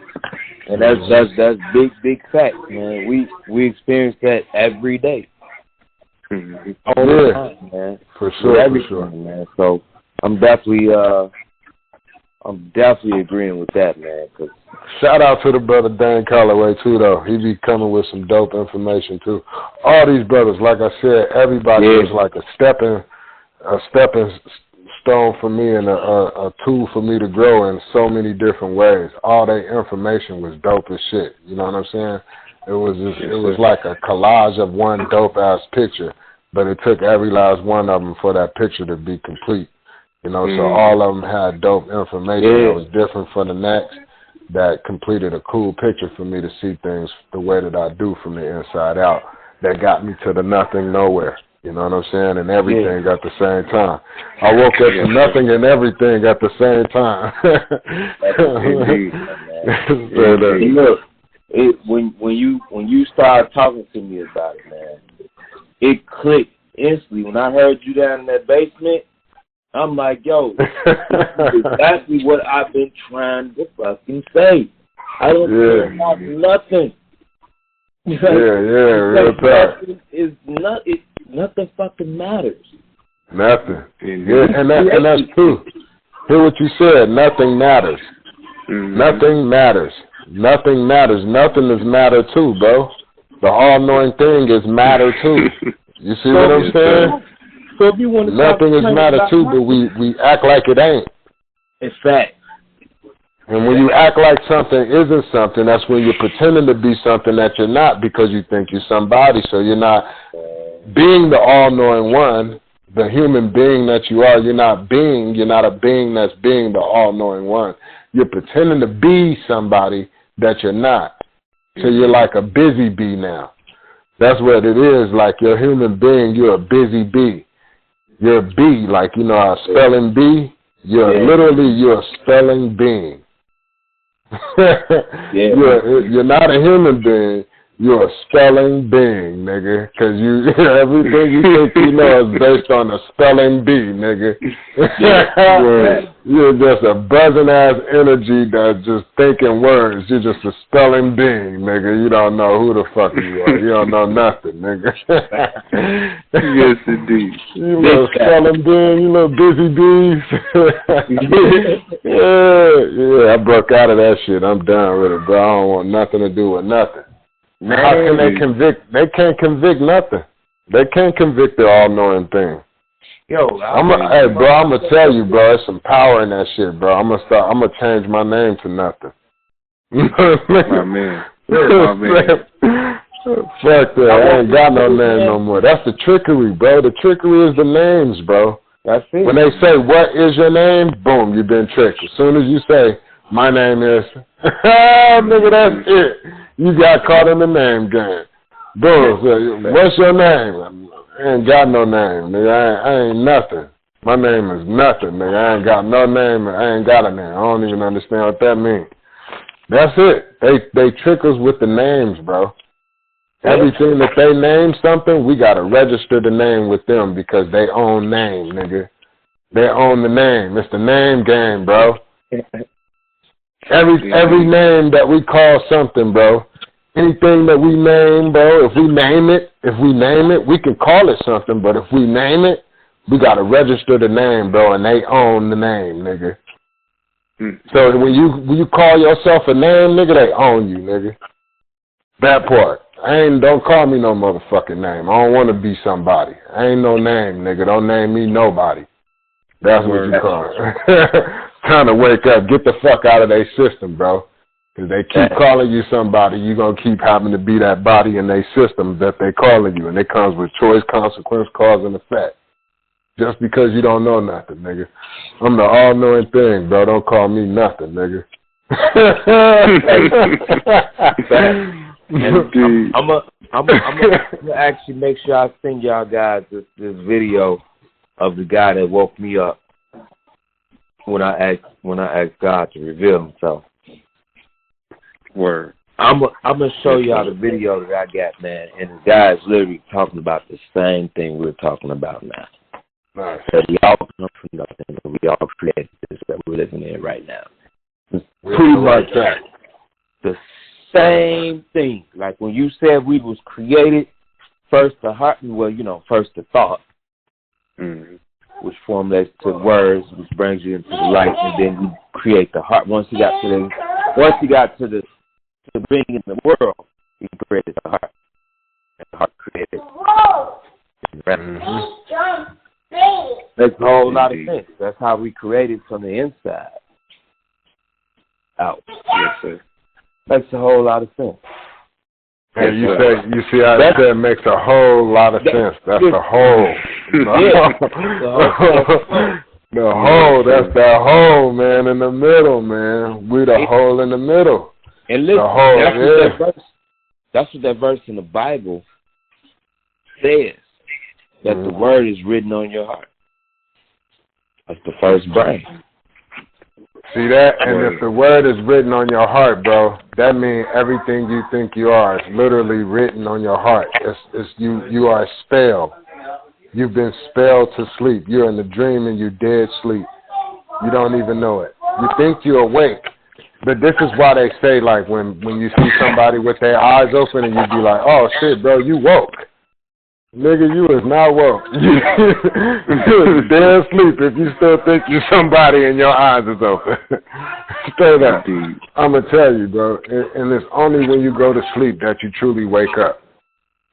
It's when you close your eyes and you go behind the scenes, that's when you wake up. And when you are awakened with that knowledge from behind the scenes and the nothing, and that all-knowing thing, when you go back into the all-knowing thing that you are, that's giving life to something, and you are aware.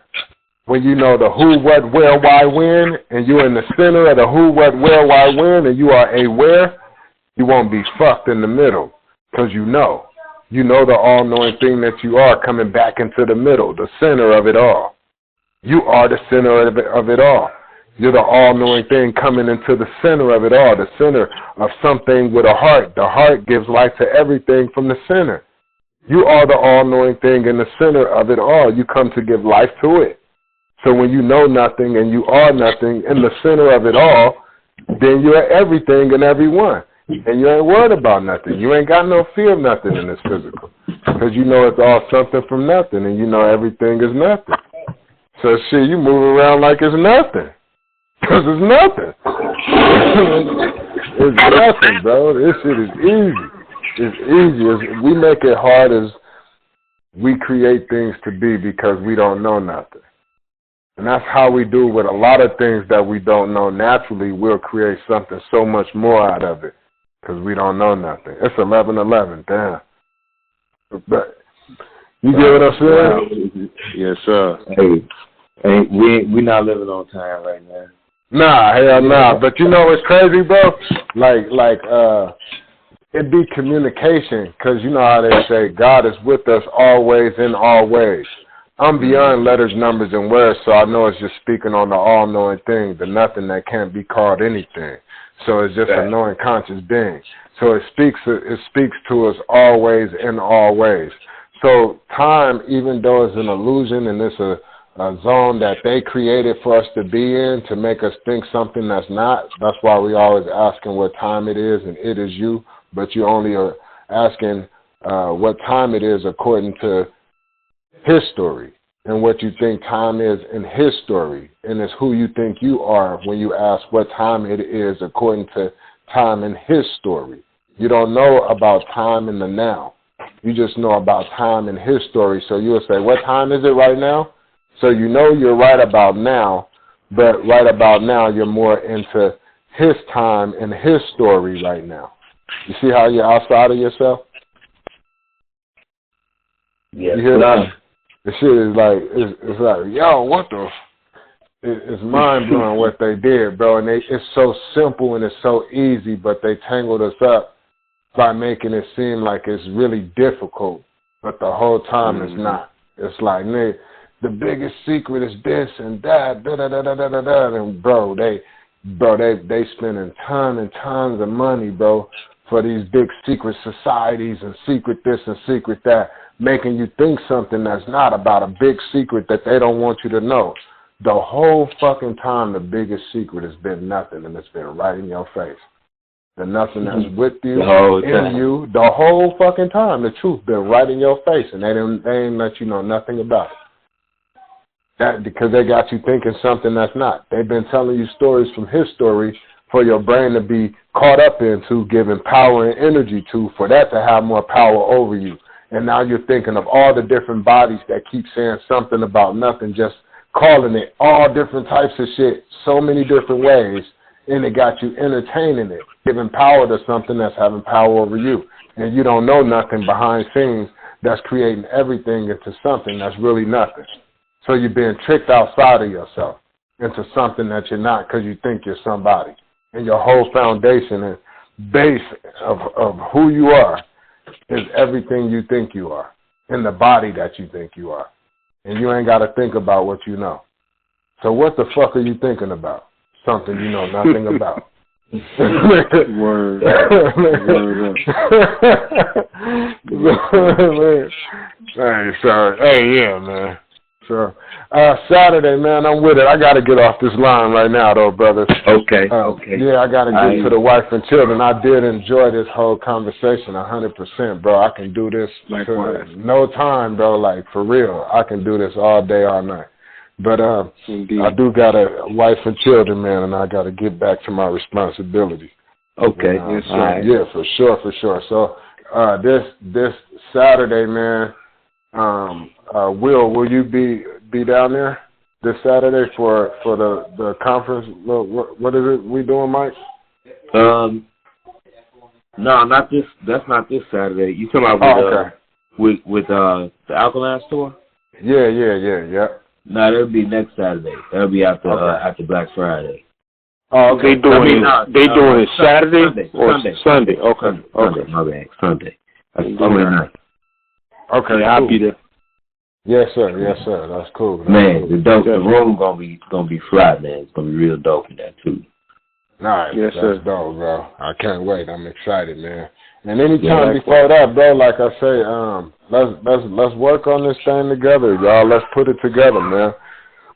We can. I'm really questioning. Yeah. We all got a lot of knowledge, bro. You speak on a lot of dope stuff, Will.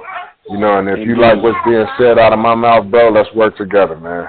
You know, we already know Brother Mike, he with it, you know, so let's just get a strong group of brothers who are like-minded to what's being said, and let's keep enlightened, flowing, going, and growing, man, each other. Yeah, let's do it, bro. I'm with that, with it. Yes, sir. All right, man, peace, love, and positive energy to you brothers, man. Brother Will, you willing to, you welcome to take my number from bro, you know, and reach out to me, and I'll lock you in, and that way we all be connected, you know what I'm saying, and just keep sharing information with each other. All right, we'll do, bro. Yes, sir, man. Peace and love, man. Brothers. Yes, sir, man. All right, man. Bro. Appreciate you again. One. Indeed. One love, bro. Yep. One love.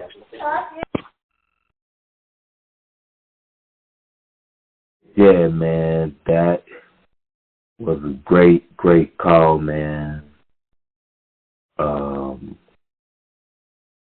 Man, just blown away by the information, how you just create something out of nothing, man. And it's really mind blowing, but at the same time, I'm excited because you know when you break the chains, you realize that now you can create your own world, and you ain't got to worry about what other people think in your own world because it's your world. You know, your kid's world is not your world. That's your kid's world. That's your child's world. And if your child chooses to make their own world, you have to let them. Now, you can direct them and coach them, but at the same time, if they decide to change, guess what? They write the script. So just keep in mind, I just want everyone to know and understand, man, is to keep your mind open and open your hearts. Search the word that's on your heart. The word is written on your heart. Period. All right. Peace, love.